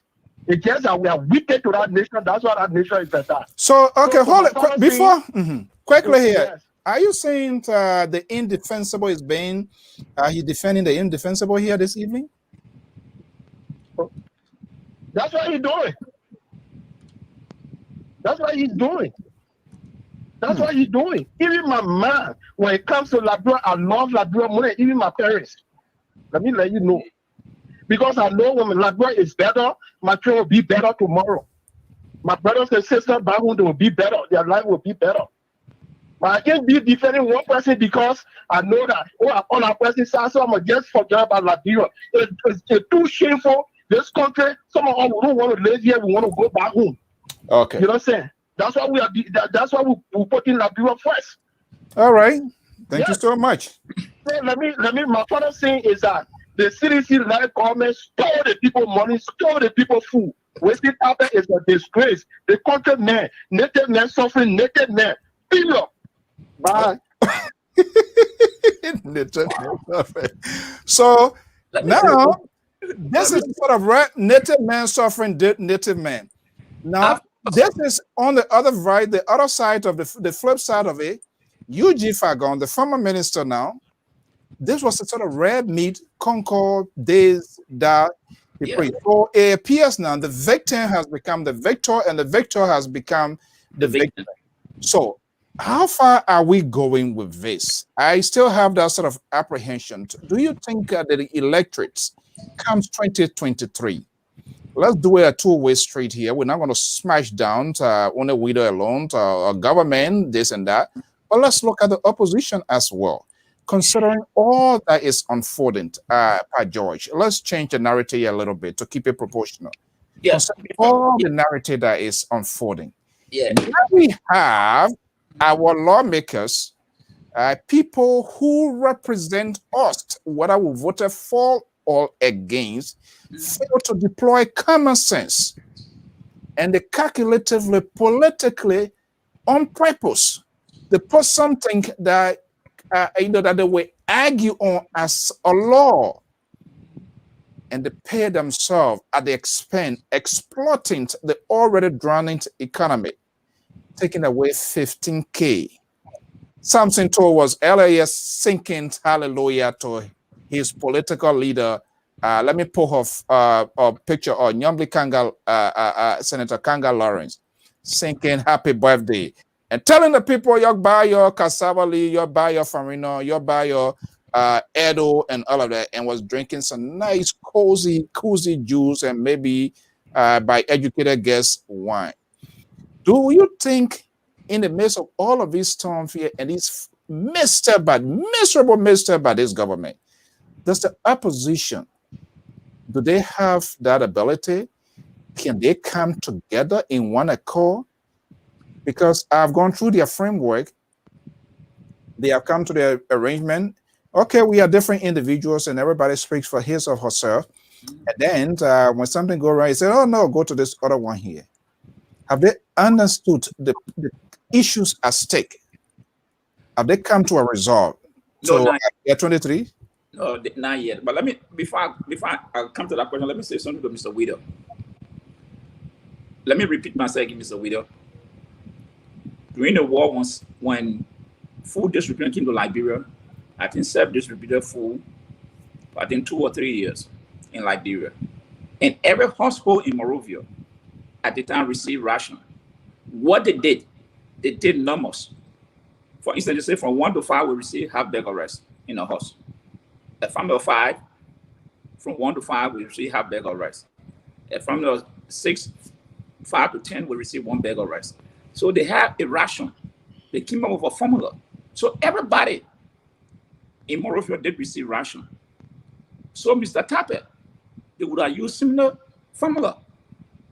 It does not. It's not a rocket science. They would have used similar formula. That everybody, the money was given, they would have used that formula for everybody to receive. What is half bag of by us? The idea that they did receive something. That was the aim of the program. That every Liberian should receive something. Whether it's 1 cup or 2 cups, they should receive it. That was the purpose of the program.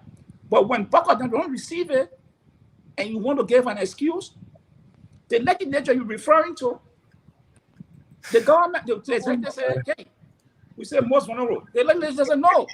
We say everybody. They say if you don't agree, we'll not pass it. So they agreed. They pass it. So if they did pass it, and there was a shortfall, the chairman of that commission will come back to the legislature and say, hey, we told you there was a reason we said so. So there's a shortfall, find money so we can complete the program. They did not do that. How can you sit there and say they will hold them responsible? They wasn't ever go back and say, look, this is the reason we told you people, now we have a shortfall, we need more money. They wasn't ever do that. He didn't do it. So why would you say that? Say you want to blame legislature? Now let me go to the point, Mr. Toh. The opposition still grabbing. They still having issue. So I will not tell you yes, say, oh, yes, no. They still having some in-hall fight. But I think we are frowned on this 15,000 business. And somehow I call the legislature out. That's the best we can do.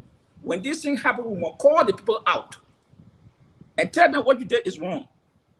Because the noise, I bet you don't know. Something is not calling not to interrupt you. Samson told the liberal progressive is giving justification of his political leader reason taking that money. You can fold your hand, you can stare at me. It's not going to do me no harm. I'm not going to pass out here.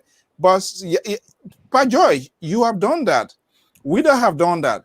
Samson, I'm not sure whether he's going to do that tonight. No, like you take a card here from Total. So yes, the problem. Because the noise we have made, these people not having second thought, want to even get that second money. Because if we don't do so, if we remain silent and try to prop our people up that it was sent, it was put there, it was legal, then we're giving them a leeway. The next time they'll add another 50,000 out there. Because this thing they talk about, it was not debated in the public domain. It was not brought in the public domain. They never had a lot of debate. I don't even think it was ever disclosed to their various constituencies to say, this is what we're going to be having. What can we do? Yeah, it was never done. They slide in there overnight. Then they say, oh, it was law. It passed into law. But where was it debated? It was not debated. And the chairman of the ANC, Alexander Cummings, spoke on that and said that they should return that money. So you have to apply for that.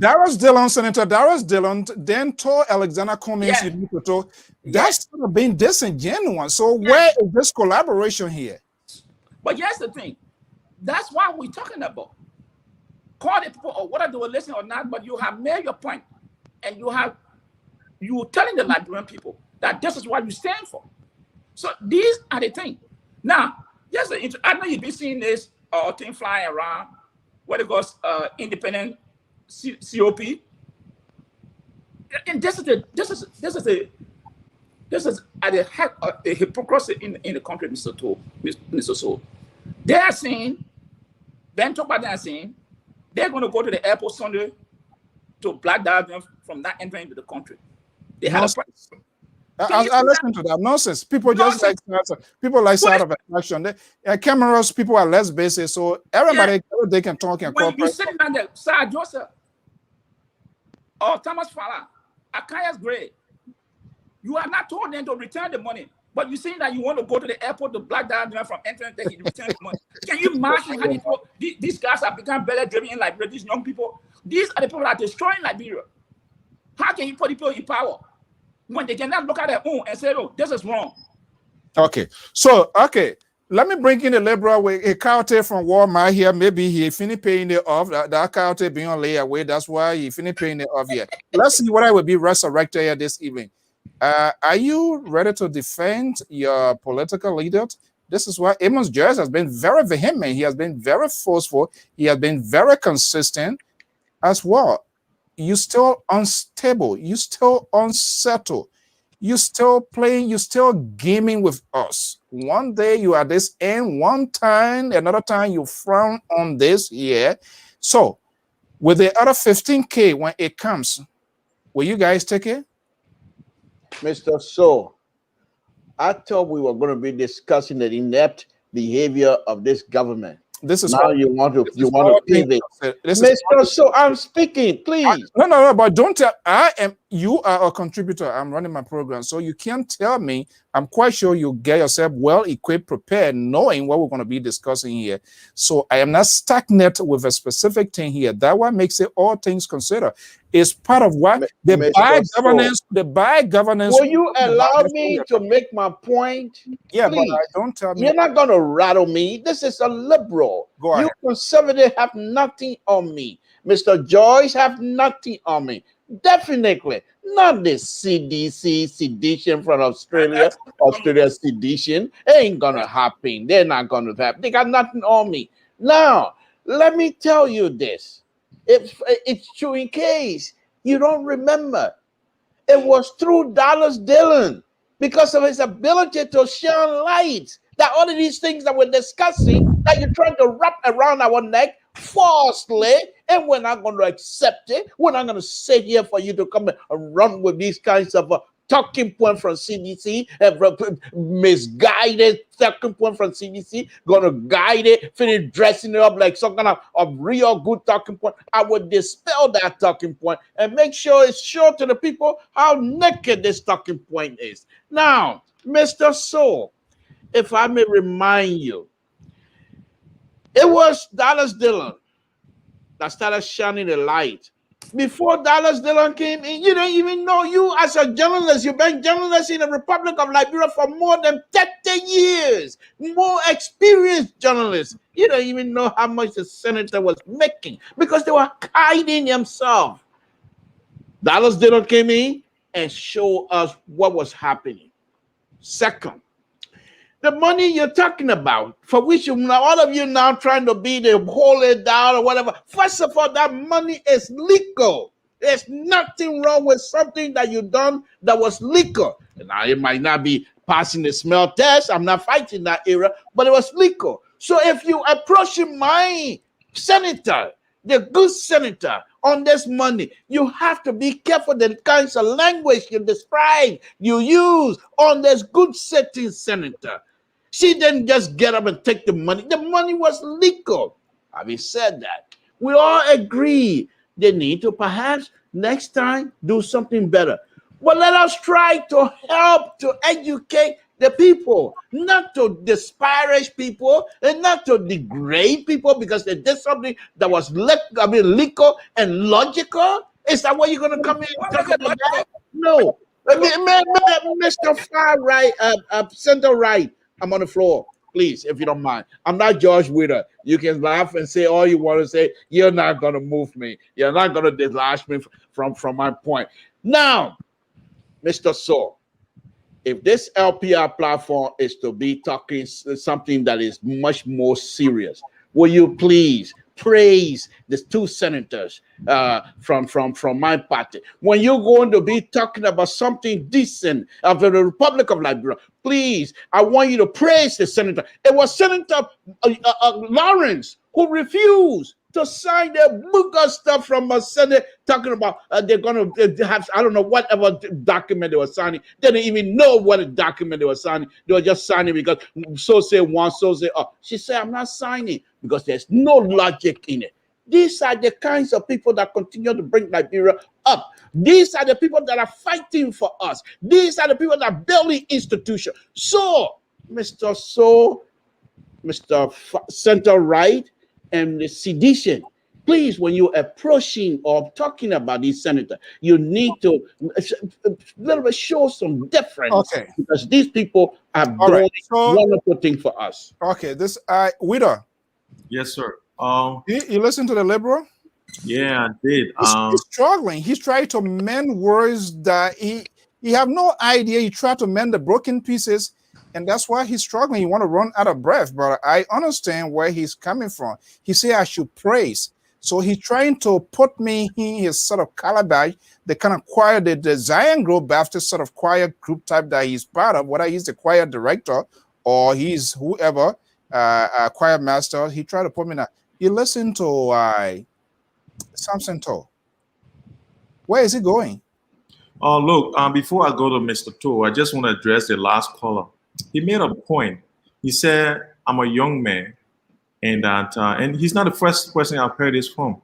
He said, I'm a young man, and this government is gonna go. And you know, every time I hear this statement, I don't know what they're trying to portray. I don't know whether it's a threat or is something to remind me or something. Look, I don't benefit a penny from this government. I don't work for this government. I work here, and I make money more than a minister makes money in Liberia. So I don't know why I will want to go to Liberia. I'm only here defending the right thing. I know that there are good intentions. There might be mistakes. There will be mistakes. There will always be mistakes. Things will go wrong.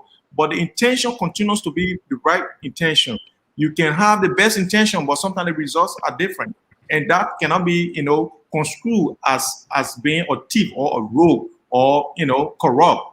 You can have mistakes. So that's it. For the second part, I want to address Mr. Toh. Look, I think the $15,000, $30,000 that were allocated for each senator or each lawmaker, I think it's wrong. I think it's callous, and people need to take responsibility.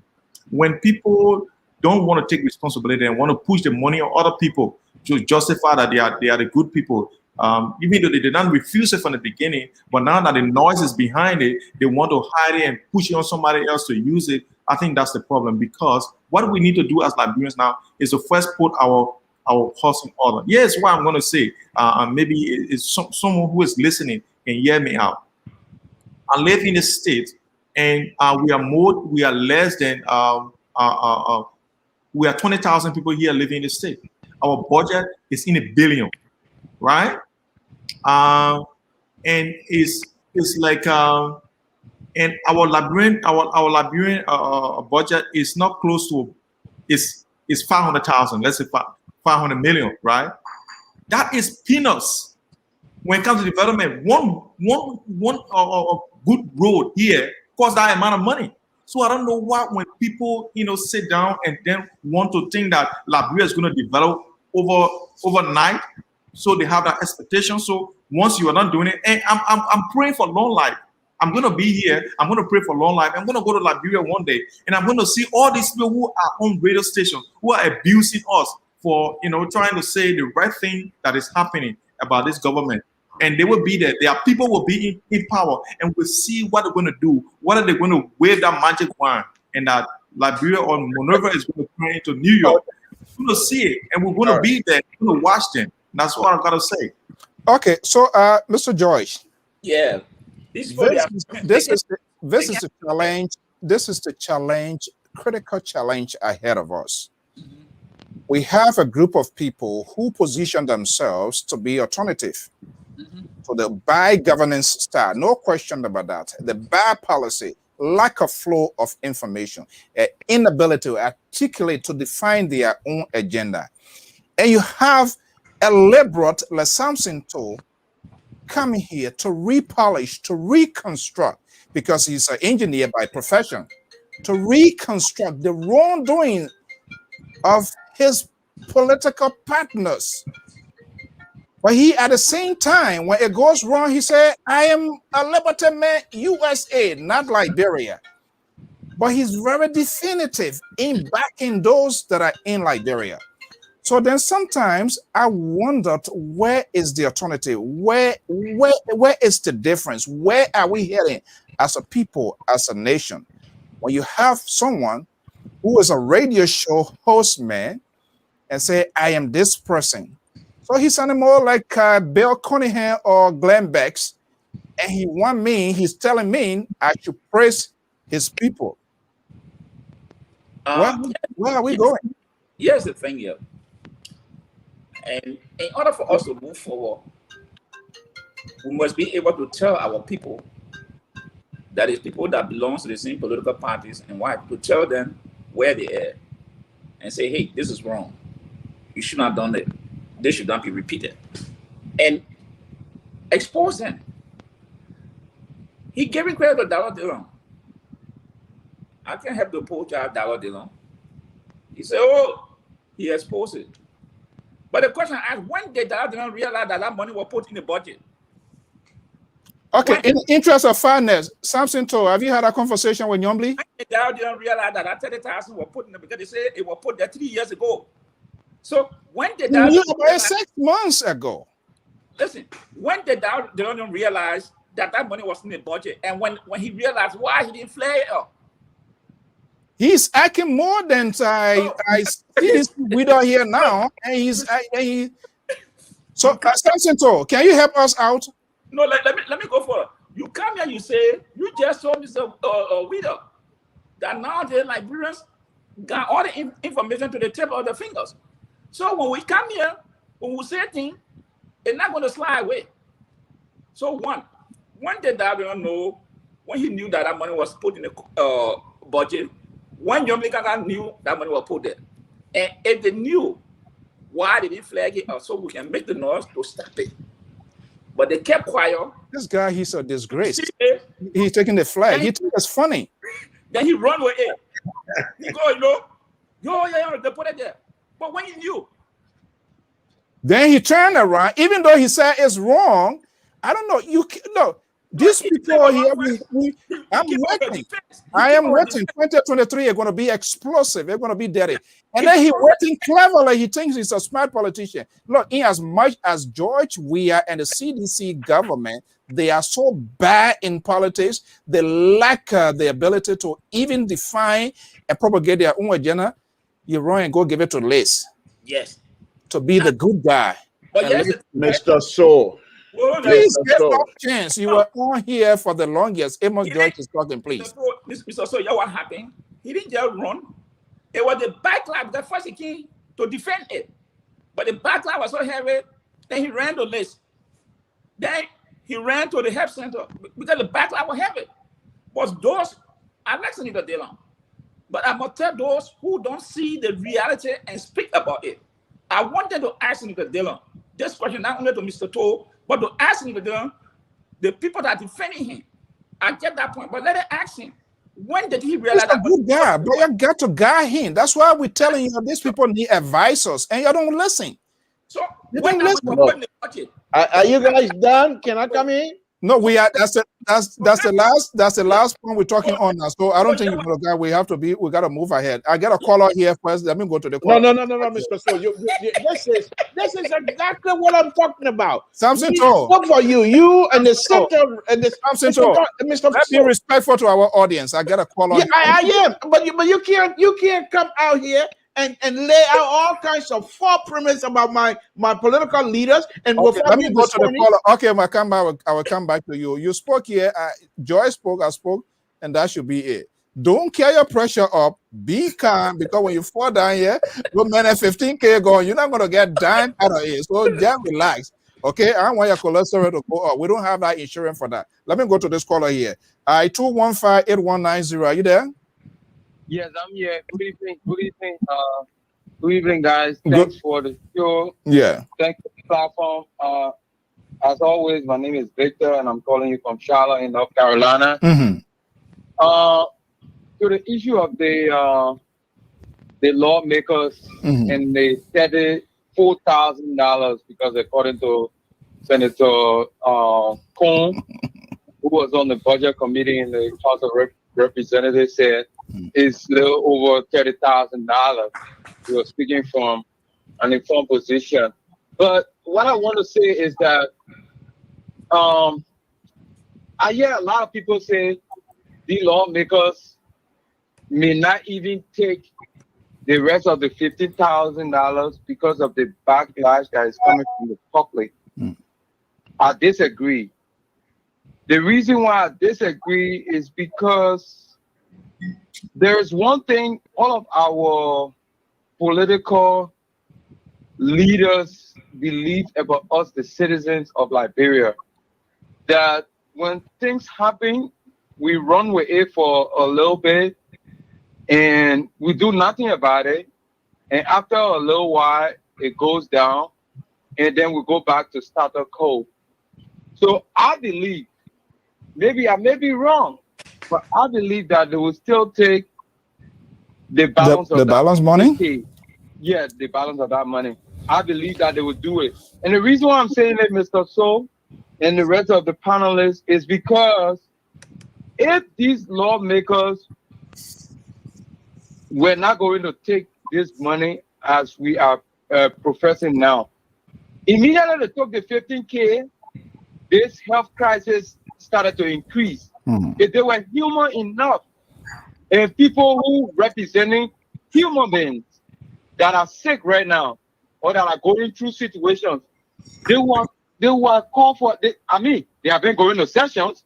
They will say, you know what, the money that was allotted, even though we took the first 15K, but the balance 15K, we will call the finance minister so that we can redirect the money towards the health sector to get us some PPEs and stuff. But they're not doing it. Okay, so quickly here, because we are out of time here. If for any reason, for discussion purposes, If the balance, the remaining 15K comes, and these lawmakers, 102, 3, whatever they are, and they decide to take it because their argument is been documented, is on the book, what does that tell you as a Liberian? Well, it tells you that they don't care because they're saying by law it's legal because they made the law for it. And the funny thing here is that if you look in the budget, because they allotted a specific amount for the president or the executive for the same purpose, so they felt like this would be our justification. Because we gave the president 1.5 or the president put 1.5 for his project. Oh, so it's that you do me, I do you, right?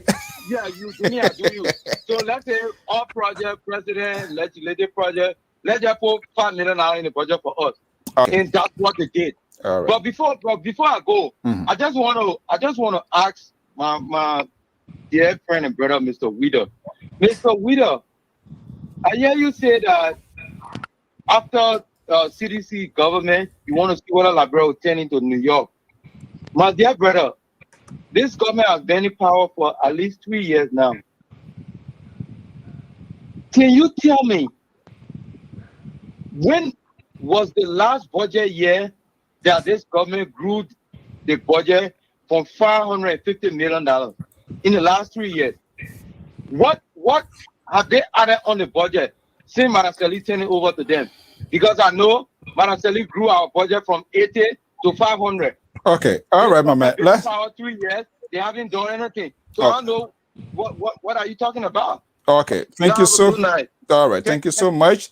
Let's go to here. In the interest of fairness, let me go to the laborer before he gets heart attack. And he's my powerful bull because I'm going to be running out of funds and I got to go back to him. I don't want him to be to hold me up to that. You remember what you did to me. Okay, the laborer. I think your show tonight proved that you are biased. In fact, somebody is asking a question, Mr. Soul. Are you a seditian? Are you a CDC member of CDC? Please answer the question, he said. And so, if our audience feel that you're biased, I think that the board have to look into the fact and see if we can withhold some funds from you, because now you're not coming out here as being straight shooter. So I think we'll look into that. Now, having said that, Mr. So let me tell you this: in life, serious one, you must be able to stand up and be counted when it's needed. And that's exactly what Mr. Dillon has done. You and Mr. Joyce coming up and asking question one day, this ain't no House of Representatives question Richard Nixon 1974. This is way past that. One day, you know how they did. We're gone with that. Here's what happened. This is what I want you guys to understand. Senator Dillon came out and took full responsibility of whatever happened. So if somebody said the buck stops here, which Mr. Weeder and his people would never do, they always pass the buck. These are people that were in opposition 12 years. And what was the song they were singing? When we come, we are liberators. We will help you. $16 million. We will help you. $25 million map up. We will help you. We have Villa full of buildings of Dr. Weir. We will help you. Of course, they're helping themselves. Now, let me go back to the comment that I want to make here about my good two senators. These two senators, Senator Lawrence and Senator Dillon, I keep saying to you guys better make sure that you look at these people keenly, because they're not in any kinds of hiding. They've come out and tell you exactly what is happening. They're truthful. That's what you want in your leader. These are people that will take responsibility if something goes wrong. Yes, Senator Dillon realized about the $50,000 was not good for his people, was not even good for his constituency. He knows that people were talking about it. And that's why he made a statement. I'm not too sure, I'm paraphrasing now, This is what he said. I'm not too sure if I will even go back to get the other. You don't know nothing about the other 15,000 until Senator Dillon said, I'm not too sure if I'm going to go back to get the 15. Then, there's no more. These are kinds of things that Liberian people need to be grateful to Senator Dillon, because he's shining a light. Mr. So, before I leave, please, when you're coming on your show, which is a respectable network, let us make sure that you don't come here and hide behind the microphone as a hidden sedition, here supporting Mr. Wheeler and here supporting Professor Zagro. But right now you feel miserable tonight because Zagro is not here, Professor is not here. So now you're trying to double in as a pretend to be a commentator, and at the same time double in for Mr. Wheeler here tonight. Mr. So, the liberal will not let you get away with it. And you, center right, please, where do you stand? Kumi's going nowhere. Kumi will come second to Dr. Bakai, and then that's the only way you and your center-right behavior will be able to have a good place to be able to express yourself freely to the Liberian people. Okay, that's the liberal progressive that's the beauty of this network here. People have the right to express their view and opinions.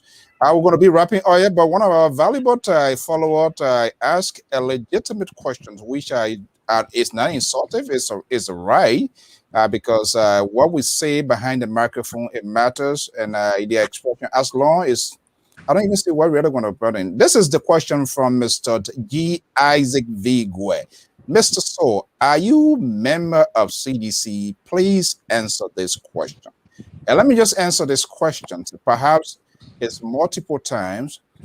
Mr. Gue, I am not, and I intend not to be member of any political party. Way back I used to be a member of a political party, but I've come to realize the disingenuousness of these political leaders is all about themselves, the lack of interest.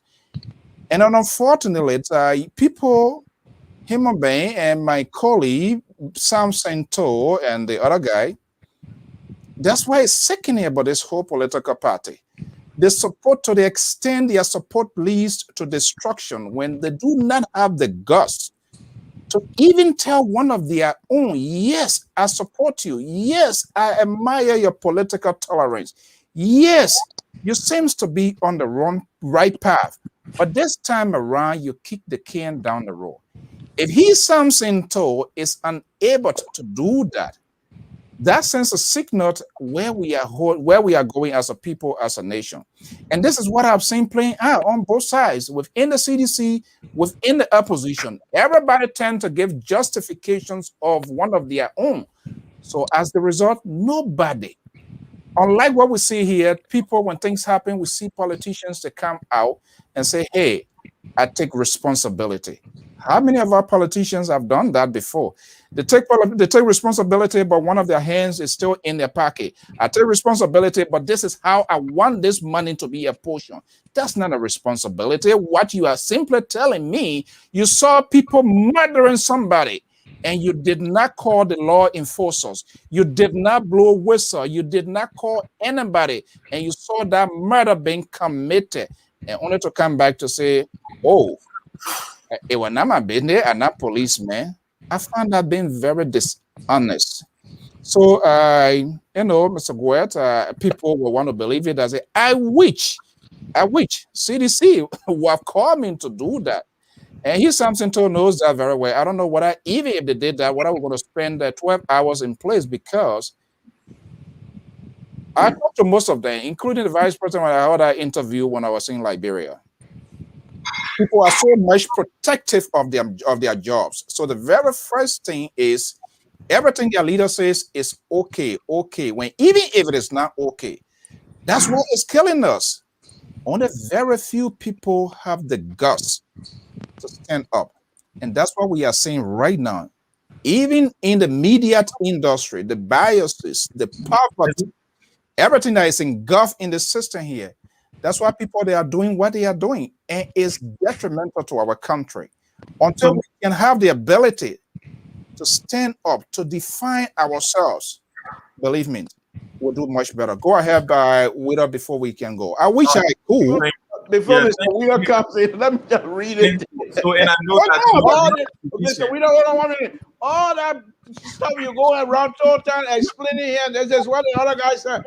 He said, Mr. So, you are not a CDC policy, but you are sympathize with. I don't know. Okay, well, I mean, Mr. Sando has it. It's not a matter of being sympathetic. Look, let me tell you now. This is it. I'm not a person who desire for government to fail. Exactly. Either take that or not. And the reason is simple, because any citizen who prays for a government, for your certain government to fail, we can criticize. And this is why when we come here, when we point out the flaws of the government, we also provide alternative.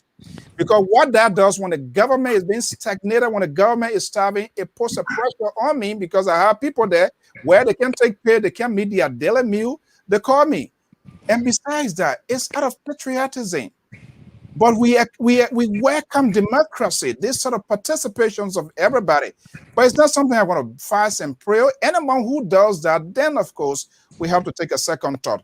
But yeah, what's going to happen? You want to say something before we go down? Yes, I want to say something. Look, and quickly to the last caller, I think he made mention about whether or when. The time he said the government has been in place for 3 years, and he wanted me to point out when they have ever grown the budget. And here's what I got to say to that. And most of the time when I talk about these things, I want us to open our minds and be technical, when we speak about these things. Any economy that is input based will never grow. The only possibility it has is to go down. And if you can understand economics, you will understand what I mean. That means if your economy is based on importing things, the budget will always drop instead of going up. The only time your budget will go up is if you're exporting things. Because guess what? When you go buy, if you are buying from New York and the price in New York goes up, the money you have to go and buy 3 cans of soft drink, you're going to buy 2. You're not going to buy that. But here's what I want to say again. The reason why the early government had a lot of budget shortfalls is because they were estimating more than they could accumulate the money. So is that a role model you're used to as well? No, and that's why the World Bank came to this government and told this government that you have to make your budget realistic. No, but what is government? Yeah, is the thing. And is the thing, and both government and the opposition folks are not talking. And unfortunately, people still not even seem to grab this here. What the CDC government did was to also increase the size of the government without then taking into consideration no strategic plan. And that's the same way the opposition going. We are not getting the strategic policy as to how they can even want to do it differently than the CDC government. They are ministry there that they should be telling us now, hey, when we take power, these ministries, they have similarity in function. So they are saying if you're not abusing jobs, you'll not get job. That's what they are saying. If you're not abusing jobs, we'll condense these ministries where they help to downsize the government. Why Samson Tor and his fanatics are not telling me, okay, CDC came with their red barrel, which of course is a flashback to me because I went through the war. And when I see red barrel, it brings into memory that these people were the people that inflicted pain on me. And so when I see black barrel and blue barrel coming, I'm like, wait a minute, you are not setting a boundary and you are not drawing the far line of demarcation. So, I mean, that's what it is. But well, gentlemen, I think it's been a very good conversation here. But before we go, I will be tomorrow to Crossfire, going to be here. We hope to have some media good. By George, the liberal progressive widow, as well. You can be part of this conversation here. And on Sunday, I will be hosting the ANC Global. Mr. Wilfred passed away. The last time he was on this network, that was in 2020. Let's take a look at my interaction with him, and then we're going to be making our last comment. Okay, to ask us to join them. So those are some of the critical lessons, and I think everybody is seeing. That's why we've seen the effort to bring together the CPP.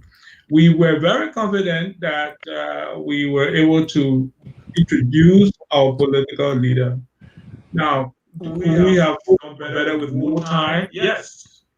we have more time for the outreach and the introduction, we're confident we would have done better. But there are other factors too. I mean, obviously, there were other factors that were not in our favor, and that wasn't just ANC.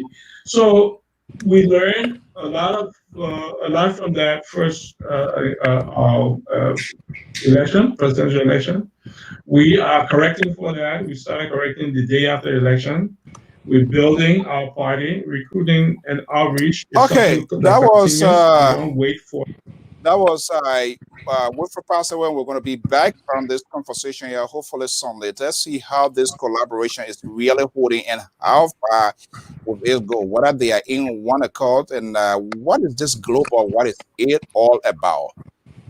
If Comey is to become president, what going to be would that be the dissolution? So what going to be the functions of that? Would that be a special friends outside of government with Comey? And what specifically we're going to be doing?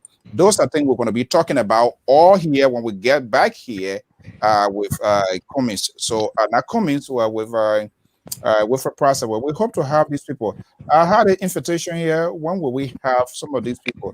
They don't want to come here because they don't want to be ask tough questions. Hopefully we can do that. So Pa George. Yeah. Before we go here, what are we taking away here for the most part? Well, let's just go back to our people. That we got to continue to speak to them. The barrier is real and the country is challenged. So everybody got to play their role.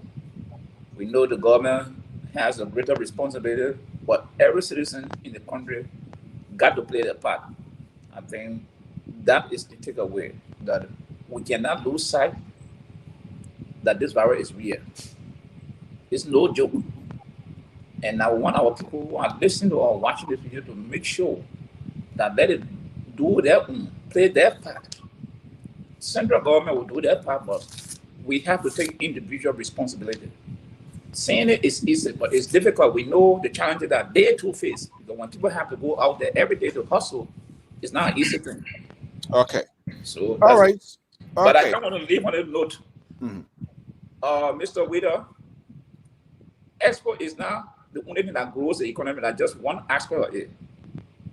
Job creation is a policy that your government must introduce or help to grow the budget. You can export, yes, but you have to create jobs also in your home. So those are factors that help to grow the budget. Okay. The most liberal progressive on this network, Samson Blockwood Brown told. What is the most takeaway on this network this evening? We're not hearing you. Check your mic. You see that? Okay. The takeaway is not.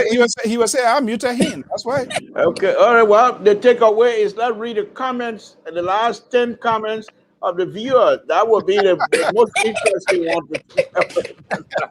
So I'm happy. No, on a very serious note, Mr. So thank you very much.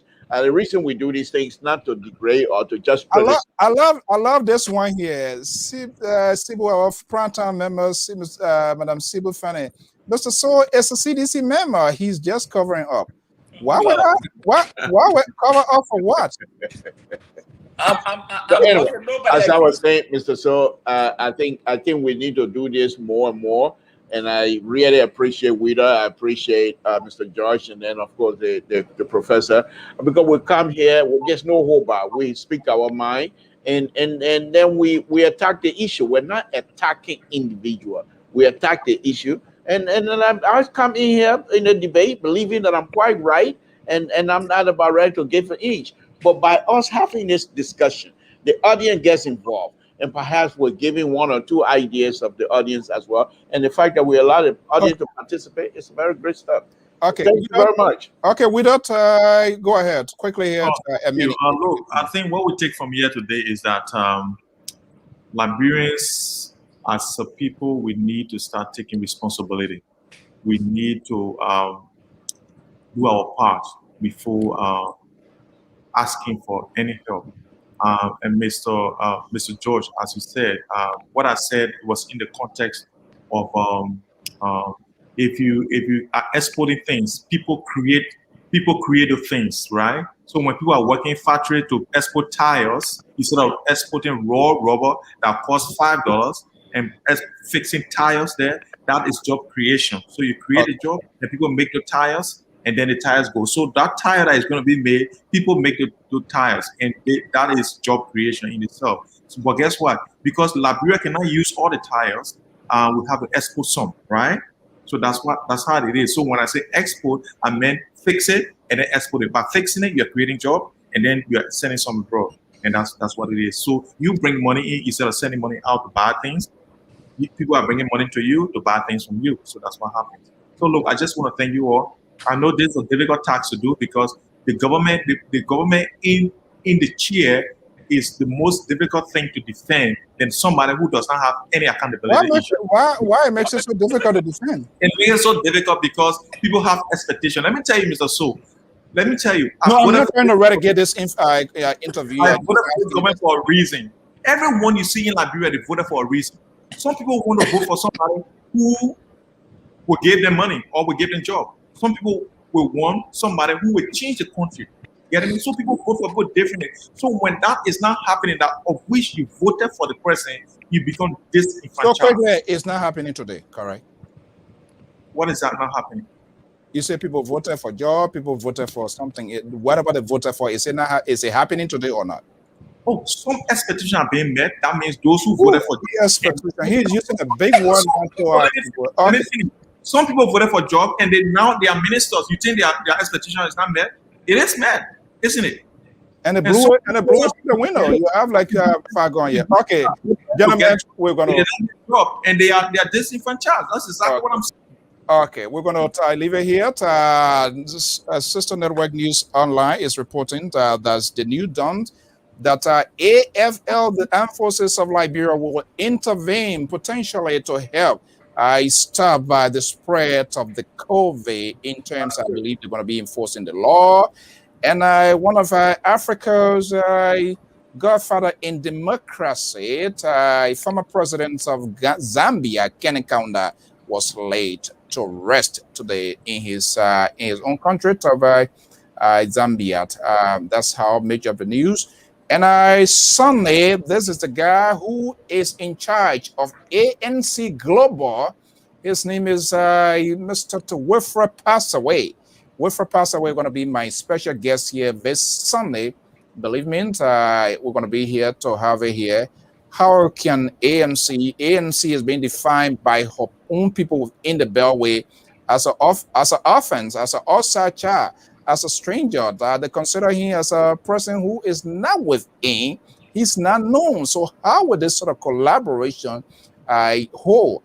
These are critical questions we're going to be asking. And if ANC to hold the higher office of the land, what will be this global here? Would that be another group outside of government, and how they're going to be functioning? These are critical questions we're going to be asking here at Comes this year. Until then, folks, that's how we're going to leave it here. I want to thank you so much for being part of today's program. Best of all, political commentators Amos George Wigdor, and the liberal progressive from Saxton, Sacramento.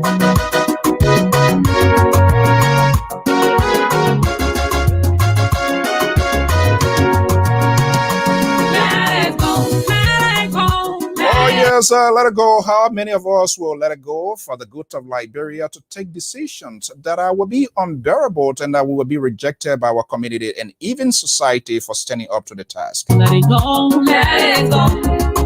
Lord, help me, let it go. Help me, let it go.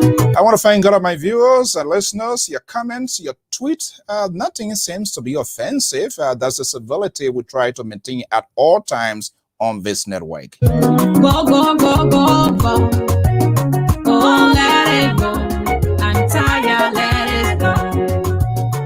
Give it all to Jesus. Let's pray for our country. Let's pray for healing. Let's pray and talk to our people to take this COVID serious.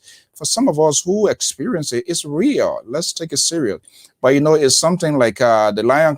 Called the lion catch me. The lion catch me. The real lion is there, and nobody there to rescue you. So let us go. Your best friend is for your secret enemies. Let it go. Your wife is getting married to another man. Cosma, I fall in love with another woman. Don't let it bother you. I say let it go. Mr. Wilson Boyd, namesake Francis Zaint, Emma Sangot, John Tuan, Mikey, Parsons, Mary Jones, and Dennis K. Kelly. Because you don't have nobody. Give it say. Mr. White, of course, Eugene Harris and Emmons, Mr. G. Isaac Vaught. Thank you so much, James Comer. Give it say. You will continue to be a beggar. And Simmons, Finint, thank you for being here this evening. If you say your knee is borrow, Sunday go to meeting. Oh yeah, those are the descriptions that I always give when things get going tough against you. Then they define you, to tell you your directions. But when the clock turns around,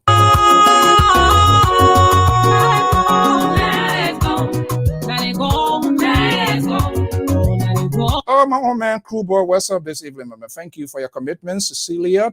Thank you so much, Mikey.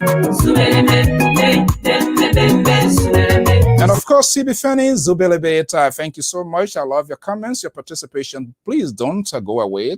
Keep those comments, express your view, express your opinion.